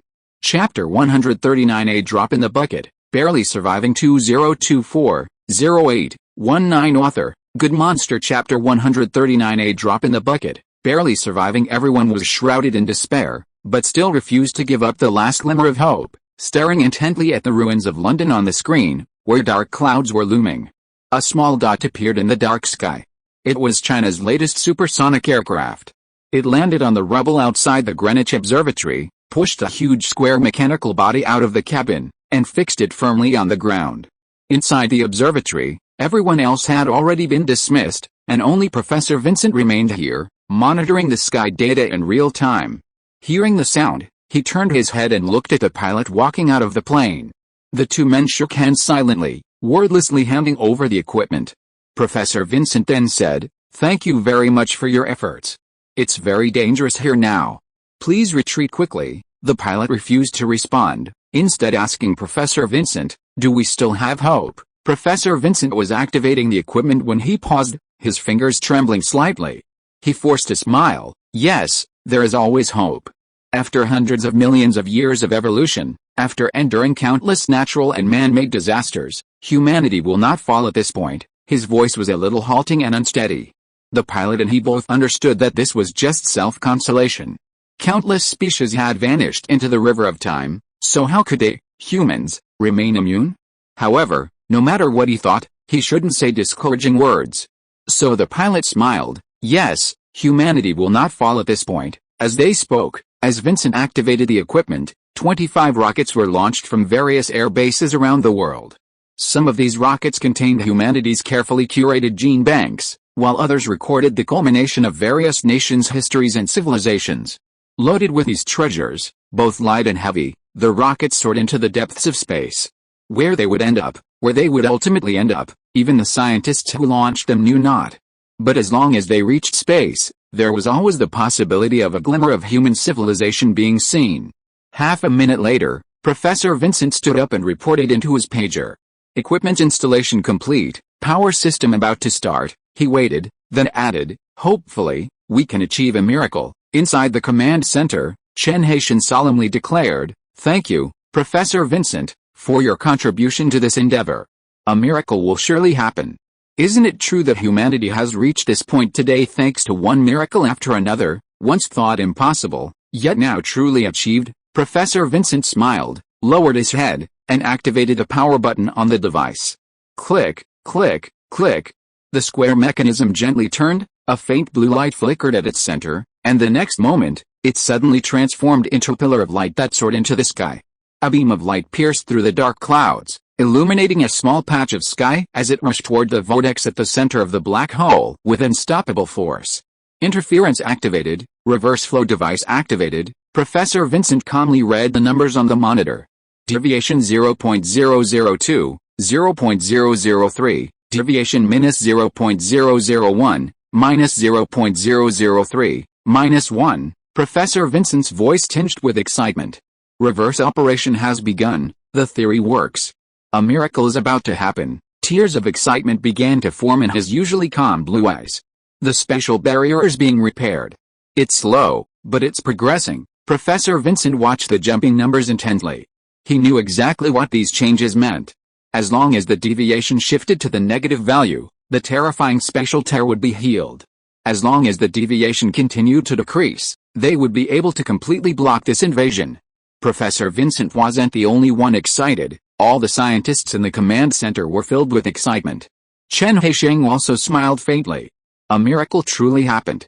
We truly created a miracle. Although this was a situation that human theory couldn't fathom, even the most profound experts in cosmic space theory were no more than blind men groping in the dark. It was these very humans who, relying on their own wisdom, turned the tide. Human wisdom, human courage, could thus turn the tide of death?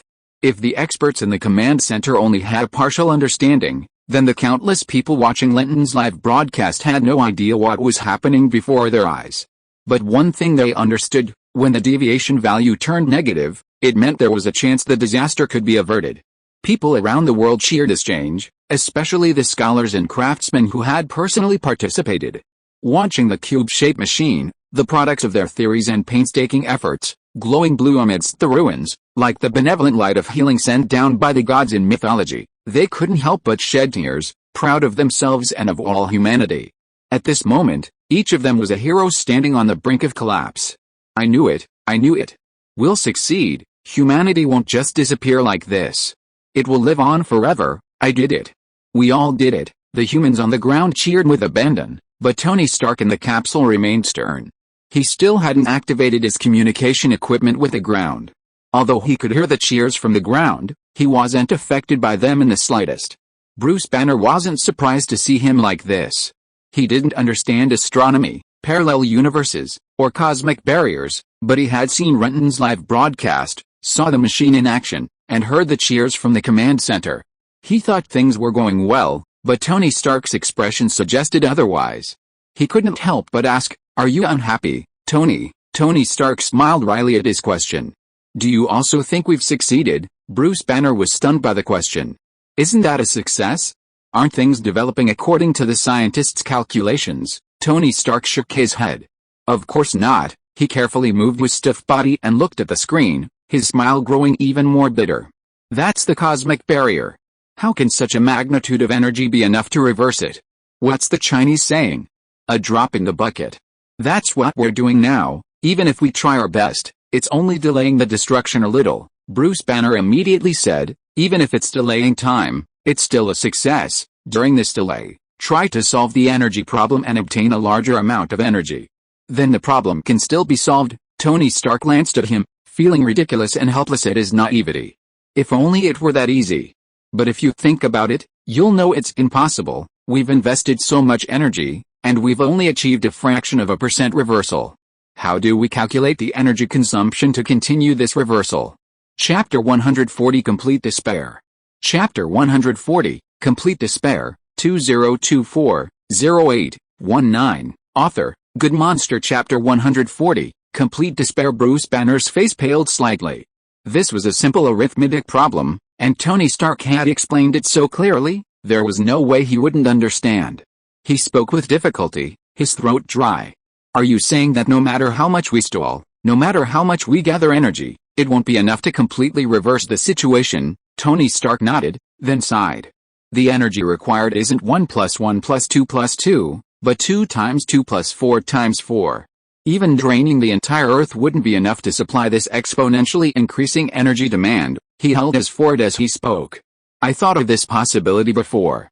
Back then, I thought the initial reversal would be at least -10, but now it's only -1, a deviation of a few tenths of a degree. You should know what this means. He shook his head and murmured, it's impossible. Humanity can't produce such a vast amount of energy. Bruce Banner's face darkened for a moment. Zhou Hao and Zhang Yang were also deeply troubled by what they heard. Zhou Hao said, then we must notify the ground immediately. No need. Tony Stark shook his head. Some of them should have come to their senses by now, even if one didn't understand cosmology. Just watching the black hole continue to expand would tell them things hadn't changed. Zhou Hao and Zhang Yang were stunned for a moment, but they quickly understood Tony Stark's meaning. Zhou Hao smacked his head dejectedly. Is this the end? No hope at all. Tony Stark looked at him with pity and shook his head gently. But then, suddenly, something struck him. If we talk about hope, there might still be one. This immediately caught the attention of the other three, and their gazes fixed on him. He ignored them, still muttering to himself. Hope, that's Professor Lin Feng. Bruce Banner's eyes lit up again at these words. He recalled the quantum unpredictability that had troubled him and Tony Stark. They had been so overwhelmed and miserable, but Professor Lin Feng's words opened their minds. Yes, there's Professor Lin Feng. He might bring us the turning point. Zhou Hao sighed, but Professor Lin Feng is missing, and there's still no trace of him. Tony Stark shook his head firmly. Not finding Professor Lin Feng means there's hope. He's not joining the command center, hasn't offered any opinions or suggestions. This means we still have room to adjust and pivot. If he offers suggestions and plans, and the outcome remains the same, then that's when we should despair. Bruce Banner thought more about it and nodded in agreement. Zhou Hao and Zhang Yang felt that even if Lin Feng appeared at this moment and offered his own ideas, it wouldn't necessarily have a drastic impact on the situation. But seeing both of them say this, so confidently, a faint glimmer of hope rose in their hearts. Hope gradually grew for the 4 people in the capsule, while that of the people on the ground gradually waned. As Tony Stark had said, everyone was gradually coming to their senses. Even those who knew nothing about the situation began to understand as they watched the black hole, which not only refused to shrink but continued to expand at a slow pace, began to understand what was happening. The cheers gradually died down, and inside the command center, many older scholars were already groping for a quick-acting heart-saving pill. In just 3.5 hours, they had already experienced countless ups and downs. Every time they thought things had turned around, the massive black hole ironically reminded them that no matter how hard they tried, it was futile. Even the strongest of hearts could not withstand such terrifying torture. -1.55, -1.56, -1.57, the reversal value suddenly froze, fixed at a paltry -1.57. Why did it stop? Is it running out of energy? Keep jumping. Keep jumping. Don't stop. Chen Haitian clenched his fists, staring at the frozen number, his mind frantically screaming. Don't stop. Why did it stop? What had gone wrong? Professor Vincent, standing next to the machine, saw the frozen number before anyone else and understood what had happened before anyone else. With insufficient energy, the machine can't continue its reversal and can only maintain its status quo. Our existing energy is far from sufficient, he said with difficulty, but each word was precise. Until the deviation value reaches -100, this hole will continue to expand. But we've only managed to get it to -1. His words were clearly broadcast across the world, and scientists, craftsmen, and ordinary people who didn't understand what was happening but knew things were going to get worse fell silent. From -1 to -100, even an elementary school student could tell the difference. Was there really no hope left? Chen Haitian couldn't accept this. He asked dreamily, I'll coordinate all efforts and prepare energy resources now. Is there any hope of replenishing the energy before the black hole expands? Professor Vincent smiled the same wry smile as Tony Stark. Of course we can replenish the energy supply, but even if we harnessed all the world's energy, it wouldn't necessarily fill this hole. We need energy consumed 100 times over. Besides, even if we could raise such a massive amount of energy, the equipment might not be able to handle it. It might even explode from overheating. Every word was a hammer, declaring to everyone that there was no turning back. Chen Haitian slammed his fist on the podium, gritting his teeth. How could this happen? How could this happen? He had made every effort, had given his all, yet the result was still so hopeless. What else could humanity offer to deal with such a hopeless situation? Suddenly, he thought of Tathagata. He thought of the profound formation, of the compassionate Buddha who, with a simple wave of his hand, had brought countless dead back to life. If it were Tathagata Buddha, perhaps there would still be hope. Chen Haitian thought about everything that had happened, grasping at straws, trying to recall details about Tathagata, hoping he could imitate him, emulate a fraction of his power to salvage the situation. But his efforts proved fruitless. He could still clearly remember the amazement and admiration he felt at the time. The image came vividly to mind. But as soon as he tried to recall the specific details, his mind immediately became hazy. The more he thought about it, the more desperate he became. Chen Haitian slumped over the table, his hands covering his weary face. In the command center, a low sob erupted from someone, spreading from one person to another, the sobs gradually turning into full-throated wails. Across the world, countless people knelt in despair, some breathless with tears, others desperately running towards home. If this world truly was to end, if I truly were to die, I wanted to die by my family's side. 142. Chapter 141 The human race should have a chance to survive. 142.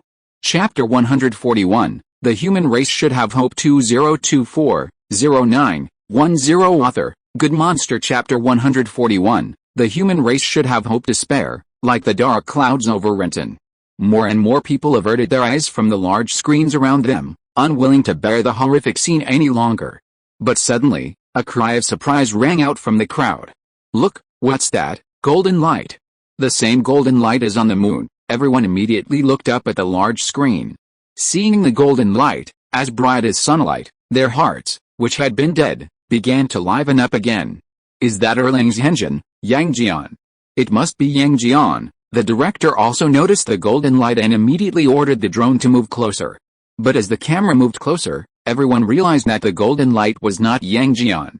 The golden light was just golden light, without a human figure enveloping it, and its origin and destination were unknown. The next moment, a faint whistling sound of wind echoed from everyone's phone and every large screen. Golden light and black clouds collided, stirring the wind and sending tiny lightning snakes crackling through the clouds. At first, the golden light was faint, but after a few collisions, it seemed to grow in strength, becoming vast and majestic. Within the light, countless mysterious and ancient patterns swirled upward, connecting and spreading, ultimately forming an immense circular formation, its size almost rivaling the black clouds. Even television special effects couldn't capture such a magnificent and awe-inspiring scale. Everyone stared at the scene, their mouths slightly open, unable to speak. It wasn't until the golden pattern formation collided with a black cloud several times, and the resounding roars echoed again and again, that some people slowly regained their composure. What the hell is this? Do those patterns resemble our ancient seal characters? Is this something humans could create? Everyone chattered, gazing excitedly at the formation. Professor Vincent was equally thrilled, staring at the digital report on the monitor. After the strange light appeared, the deviation began to increase again. Now the deviation is -1.69, -1.70, -1.71. Chen Haitian was amazed as he heard the count. Has this great being awakened? He knew that ordinary people could never achieve such power. Other Chinese scholars thought the same thing. Those ancient patterns were clearly related to Chinese characters. Perhaps it was another Chinese deity. But if it was a Chinese deity, why would it appear in London upon awakening? Someone must be guiding him. As this thought flashed through Chen Haitian's mind, a name immediately popped into his head.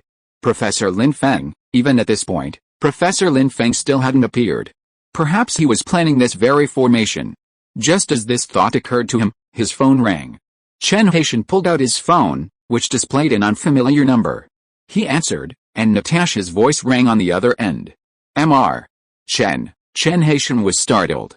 Natasha had gone looking for Lin Feng, And now she was calling. Did that mean Professor Lin Feng? Renton's formation. He was so excited that his words were a little incoherent. Natasha, on the other side, remained calm. Yes, that was Professor Lin Feng's work. He told me there would be a solution. Everyone in the command center heard this and erupted in excitement. It's Professor Lin Feng. I knew Professor Lin Feng wouldn't disappear for no reason. He's done something significant without making a sound. With Professor Lin Feng here, we're safe. Inside the spaceship, Zhou Hao, Zhang Yang, Tony Stark, and Bruce Banner all witnessed Renton's transformation and heard Natasha's words, and they all breathed a sigh of relief. Tony Stark excitedly pounded his fist against the palm of his other hand. I knew Professor Lin Feng was extraordinary, and the turning point would definitely fall on him. Everyone unanimously praised Lin Feng, leaving Lin Feng, who was actually preparing to transform, speechless. This truly wasn't his doing. After Loki hypnotized Natasha, her perception had shifted, and she mistaken the golden light created by the Ancient One for a method Professor Lin Feng. Furthermore, the Ancient One's creation was based on Eastern and Western sorcery, and the patterns on it looked inextricably linked to ancient Chinese characters, leading to a glaring misconception. Furthermore, Lin Feng had already accomplished so many things that ordinary people considered impossible, and everyone subconsciously assumed that he was the only one who could turn the tide. Lin Feng felt helpless about this wonderful misunderstanding, but now was not the time to dwell on it. The most urgent task now was to restore the cosmic barrier. Destroying it was easy, but restoring it was much more difficult. Lin Feng possessed only 1/10 of Yang Jian's power. To repair the wall, he had to mobilize that 1/10 to its full potential. Besides being fully familiar with Yang Jian's abilities, he also needed to be resolute and unwavering in his resolve. And he had made thorough preparations. Lin Feng witnessed the painstaking and unyielding struggle of everyone. His heart surged with the resolve of billions of people, each wavering and surging, its resolve growing ever stronger and more profound. At this moment, his strength and Dao heart had reached their peak. Confident of victory in one blow, he raised his head and gazed up at the pitch-black sky. At that moment, that clear, commanding voice echoed in the ears of every person across the globe. The human race is in decline, yet its spirit remains unyielding. Destiny is determined by heaven, but destiny is our own. The human race must have a chance. Today, I will challenge heaven for the human race. The resounding, commanding words echoed lingeringly in everyone's phone. Everyone was fascinated, savoring the words. The human race must have the chance to survive. Strive against heaven for the human race. Though spoken in Chinese, the commanding tone etched its meaning throughout the world. After quickly consulting the translation, everyone was captivated by the sheer force of these words. Such arrogance, yet such compassion. How fortunate they were to have such a guardian. They had thought their path was hopeless, yet unexpectedly, true Lord Erlang was willing to intervene. This unexpected turn of events stirred everyone's heart, giving them goosebumps. Pupils, once unfocused, regained focus, and hope returned to their once gloomy faces. People clutched their phones, gazing at the dark sky, and began to pray and bless. Master Erlang, come on, we must win, we will definitely win, humanity must have hope. Under Master Erlang's protection, humanity will surely escape this catastrophe. Countless people silently whispered this in their hearts. Countless others gritted their teeth and shouted every word. And all of this turned into a frantic system notification. Shock value +1, shock value +1. 143. Chapter 142 Erlang shows his divine power and fights for his life with the heaven. 143. Chapter 142, Erlang reveals his divine power, striving against heaven. 2024-09-10. Author, Good Monster. Chapter 142, Erlang reveals his divine power, striving against heaven. 2024-09-10. Almost every second, the shock value was rising by millions. And these prompts were the best encouragement for Lin Feng. He stood under the dark sky, his bright red cloak rustling in the wind, and countless lofty ambition surged in his chest. His right fist slightly opened and closed, and with a clenched fist, a crackling sound resounded. It was not just power, but also momentum, an unstoppable and domineering aura that could burn mountains and boil seas. After such a long period of simmering, this momentum, this fist intent, was like an arrow on a bowstring, ready to be released at a moment's notice. With this punch, even the undeniable will of heaven might open a crack for him. fighting against the heavens. What fear was there? Snap! A small cracking sound echoed through the sky. Then, the cracking sound became a cacophony, like exploding firecrackers. Spiderweb-like cracks appeared on the golden formation shrouded in dark clouds. At first, it was a small patch, but in the blink of an eye, the cracks stretched across the entire golden formation. Professor Vincent's eyes widened in disbelief. The data reversal has stopped again. No, not only that, it's reversing. The force of the parallel universe collision has intensified. We only have 30 seconds left. It'll soon spread. We don't have time. As his voice grew increasingly terrified and high-pitched, the fine cracking sounds of the golden formation grew more and more frequent. Suddenly, with a sharp explosion, a corner of the golden formation collapsed. Golden fragments fluttered and fell like a golden drizzle, as if paper money burned for all of humanity had finally burned to ashes and scattered naturally. Then, with a series of loud explosions, the entire golden formation shattered. Countless golden patterns fell from the sky, transforming into a vast meteor shower. The long-suppressed dark clouds rapidly spread, and the entire world seemed to have fallen into night. Light was swallowed up inch by inch, and darkness expanded endlessly, oppressing Linton's head. Only the blue light emanating from the cube-shaped machinery persisted in this gloom. But this tiny ray of blue light was like a tiny boat in the vast ocean of darkness, barely able to survive. How could it possibly break through this vast darkness? It stood weakly, like a candle in the wind, stubbornly digging into the vortex at the center of the darkness. It was a desperate attempt to stop a chariot, but it was also humanity's final blow. A final blow, never to give up until death. Suddenly, beside the blue light, another golden light shot up into the sky. Unlike the previous golden light, this one was even more dazzling, more brilliant, and more unstoppable. In the blink of an eye, it soared into the clouds. A figure stood proudly in the light. A bright red cape, gleaming armor, a handsome face. It was none other than Erlang Xian Sheng's Henjin, Yang Jian. He soared into the sky like a meteor, his entire body shrouded in golden light. This golden light grew increasingly intense, until he shone like a sun, radiating across the shattered sky and the devastated earth.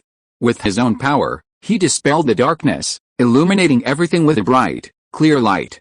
Everyone in the world witnessed this scene.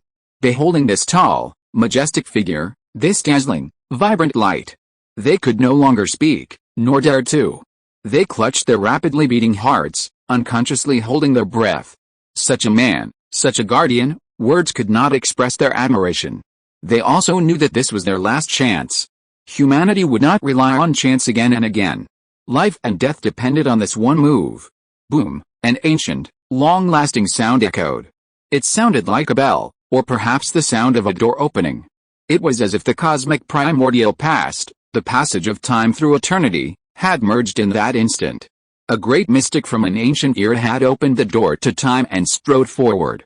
As the sound resonated, a tiny wisp of golden light around Yang Jian transformed into flowing wind, drifting and swirling across the devastated landscape, brushing against the bodies of every survivor. The dying survivors looked up in astonishment, watching the golden wind whistle by. It was so strong, so vast, so majestic, yet so gentle. With a single gentle movement, it awakened the boundless vitality within them, dragging them back from the clutches of death. Boom, boom, the long, drawn-out sound continued, gradually transforming into the sound of spring thunder. Beside Yang Jian, as radiant as the sun, countless Dharma forms, like creatures awakened by spring thunder, gradually awakened, their limbs spread wide, surrounding Yang Jian. Like stars gracing the Big Dipper, like clouds supporting the sun, the Dharma images guarded and worshipped Yang Jian, gradually transforming into a dazzling array of radiant light that spread across heaven and earth. Suddenly, like a fledgling darting to the forest, all the lights converged on Yang Jian, converging into a single, dazzling point of pure white. This point, barely the size of a fist, illuminated the entire world with a luminous clarity. It seemed harmless and powerless, a scene of pure tranquility and harmony. As its light waxed and waned, a clear, tranquil Dao sound resounded between heaven and earth, vast and profound, yet incredibly moving, as if the entire universe were chanting a hymn of praise for this single point of light. As the light shrank, people finally realized it was attached to Yang Jian's right fist, sparking a thrilling hypothesis. Yang Jian raised his head slightly, and the golden whirlwind flowing across the earth paused for a moment, then roared with even greater force. With each revolution, a mysterious golden rune condensed. The earth shook, the clouds swirled, and this world seemed to anticipate what was to come, trembling with excitement. The pure white light gradually transformed into a stream of light, accompanied by tiny serpents of lightning, swirling around his right fist. Kill! These words were not uttered by Yang Jian himself, but were shouted out by all creation as he soared into the sky. Its mighty power and awe-inspiring authority betrayed the unwavering will and wrath of this world. The pure white light shot like an arrow from a bow, soaring into the sky at a speed indiscernible to the naked eye. Compared to the terrifying void, it was infinitesimal, a drop in the ocean. Yet, the might emanating from this tiny white light at this moment made one feel vaster than the earth, loftier than the heavens. Boom! The fist-shaped light collided with the sky, echoing with a muffled sound like the beating of a drum. Then, a crackling sound of shattering could be heard. The sound was even sharper and more piercing than the falling golden array just now, almost to the point of being shrill. But everything in the picture was normal, nothing was shattering. Professor Vincent's pupils shrank slightly, and he thought of something. The professors and scholars in the command center also gradually understood. People all over the world also had the same guess. Something was shattering, but it was not this world that was shattering. It was the other side of the sky, the parallel universe that was determined to devour them. The human race should not be destroyed. Even the will of heaven can be violated. This is to fight against heaven. No, this is to tame heaven's will. Fate is determined by heaven, and destiny is taken by oneself. This is the power that embraces all mankind and fights for a glimmer of hope under the will of heaven. 144. Chapter 143, The clouds have dispersed and the moon is bright, everything is back to normal. 144. Chapter 143, Clouds disperse, moon shines, everything returns to normal. 2024-09-10 Author, Good Monster. Chapter 143, Clouds disperse, moon shines, everything returns to normal. Crackling. Where the point of light met the dark cloud, countless Dharma images shone in a dazzling array, 10 colored lights flickering alternately. And the shrill sound of shattering, amidst the flashes of Dharma images and colorful lights, grew louder and louder. The collapse of the other universe continued, crashing into this one with ever greater ferocity. This world, unable to withstand it, began to tremble and shudder. The cube-shaped machine continued to emit blue beams of light, but even this was affected by the magnificent and vast Dharma imagery, causing them to become intermittent, as if unable to sustain. The earth shook, and the sky decayed, seemingly on the verge of collapse. The gaping hole in the sky seemed to mock, "How long can you hold out before destroying me?" Everyone noticed this and couldn't help but worry again. But before they could voice their concerns, the whistling wind and the golden wind sweeping across London shifted again. The divine patterns they swirled and condensed now connected, transforming into two vast Bagua formations. One soared toward the sky, the other enveloped the ground, shielding the decaying heavens and stabilizing the trembling earth. Meanwhile, the might of that fist intensified, like a razor-sharp sword, shattering all hostile forces wherever it passed. As if possessed of a soul, sensing its impending doom, the dark clouds retreated rapidly toward the center, revealing the inky blue sky. However, compared to the domineering fist's power, its escape was ultimately too late. Come as you please, leave as you please. There's no such thing as a free lunch in this world, just leave your life behind, a domineering voice rang out, culminating in the day's resounding roar, echoing far and wide, shocking the people. A figure like the sun darted across the sky, swifter and faster, practically piercing the heavens. An immensely powerful divine force emanated from him, instantly sweeping away the rapidly retreating black clouds. Without even a chance to struggle, the dark clouds vanished without a trace. The shattered night sky instantly returned to its normal tranquility and gentleness, as smooth and serene as glass under the divine power. The divine power continued to spread outward, while the white fist shadow pierced the shattered cosmic barrier and continued towards another parallel universe. Suddenly, a shrill, ferocious cry rang out from the damaged barrier. "Impossible, you can't kill me." The voice was filled with fear and shock, yet it instantly returned to calm. A fleeting flash of white light emanated from the shattered void.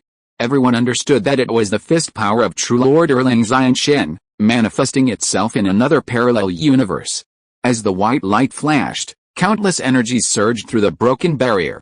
This surging energy transformed into sun-like radiance, surging across the night sky, illuminating countless hidden stars.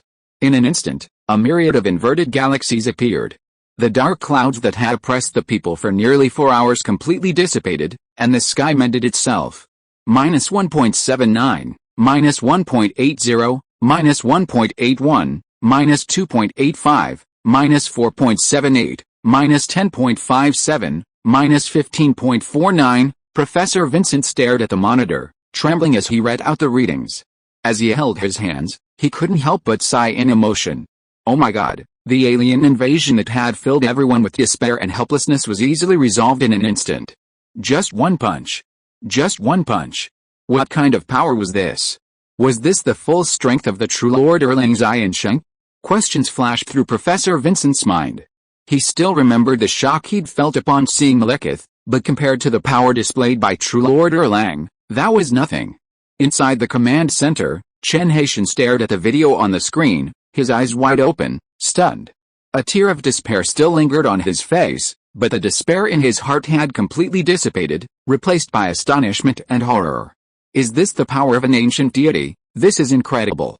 It's like a collision of parallel universes. Not only Chen Haitian, but every engineer and scientist in the command center was equally stunned and bewildered.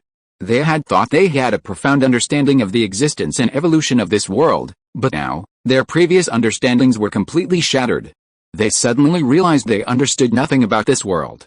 They had no idea how it came into being, how it operated, how it developed, or what magnificent beings it had nurtured. They had thought they had made a major breakthrough, had condensed a brilliant cultural achievement. But now it seemed they were just little children, ignorant yet boastful. The entire world was silent, watching the image of the fluttering cloak and exuberant spirit of the true Lord Erlang. Some opened their mouths, but didn't know what to say. No words could capture what had happened in just a few minutes, no words could describe their current emotions. Their minds were blank, only the image of Erlang Shen's majestic, domineering, heaven-shattering punch resonating endlessly. After a long moment, someone finally spoke. Did Yang Jian just awaken? How could he achieve this? He unleashed a force that even humanity couldn't muster, and with just one punch, could all the nuclear bombs in the world combined rival the power of this one punch? Of course not. Comparing human power to the great Lord Yang Jian is a slur. As the crowd chattered, a single fact gradually became clear. Yang Jian possessed a power beyond human comprehension and comprehension. His power was a complete devastation for humanity. Over London, the dark clouds completely dissipated, revealing a dazzling night sky filled with stars and a soft moonlight. The soft moonlight filtered down, illuminating the still fading golden dust in the wind with an ethereal, graceful glow. Yang Jian remained suspended in midair, his figure ethereal and detached. The divine light from his punch had completely dissipated, leaving him bathed in the moonlight. His colors faded, his outlines blurred, yet this made him appear even more mysterious and powerful. In the ruins of London, a war correspondent, protecting his camera, emerged from a trench. Looking up, he saw this scene. The tranquil night sky, the savior of peace. The scene was both incredibly beautiful and incredibly reassuring. The reporter unconsciously pressed the shutter, capturing the scene. The shutter clicked, and the camera flashed with numerous photos from slightly different angles. The reporter selected the perfect one, fascinated by it all. It's absolutely perfect, the composition, the artistic conception, and the meaning it represents are all perfect. Upload this picture online, it will definitely go viral, and it might even win this year's Pulitzer Prize. End of this chapter. Thank you very much for reaching the end. Don't forget to like. Looking for more exclusive content and immediate access? Subscribe to our Patreon. Remember, every like, subscription, or donation encourages us to continue. Thanks to everyone, see you in the next video.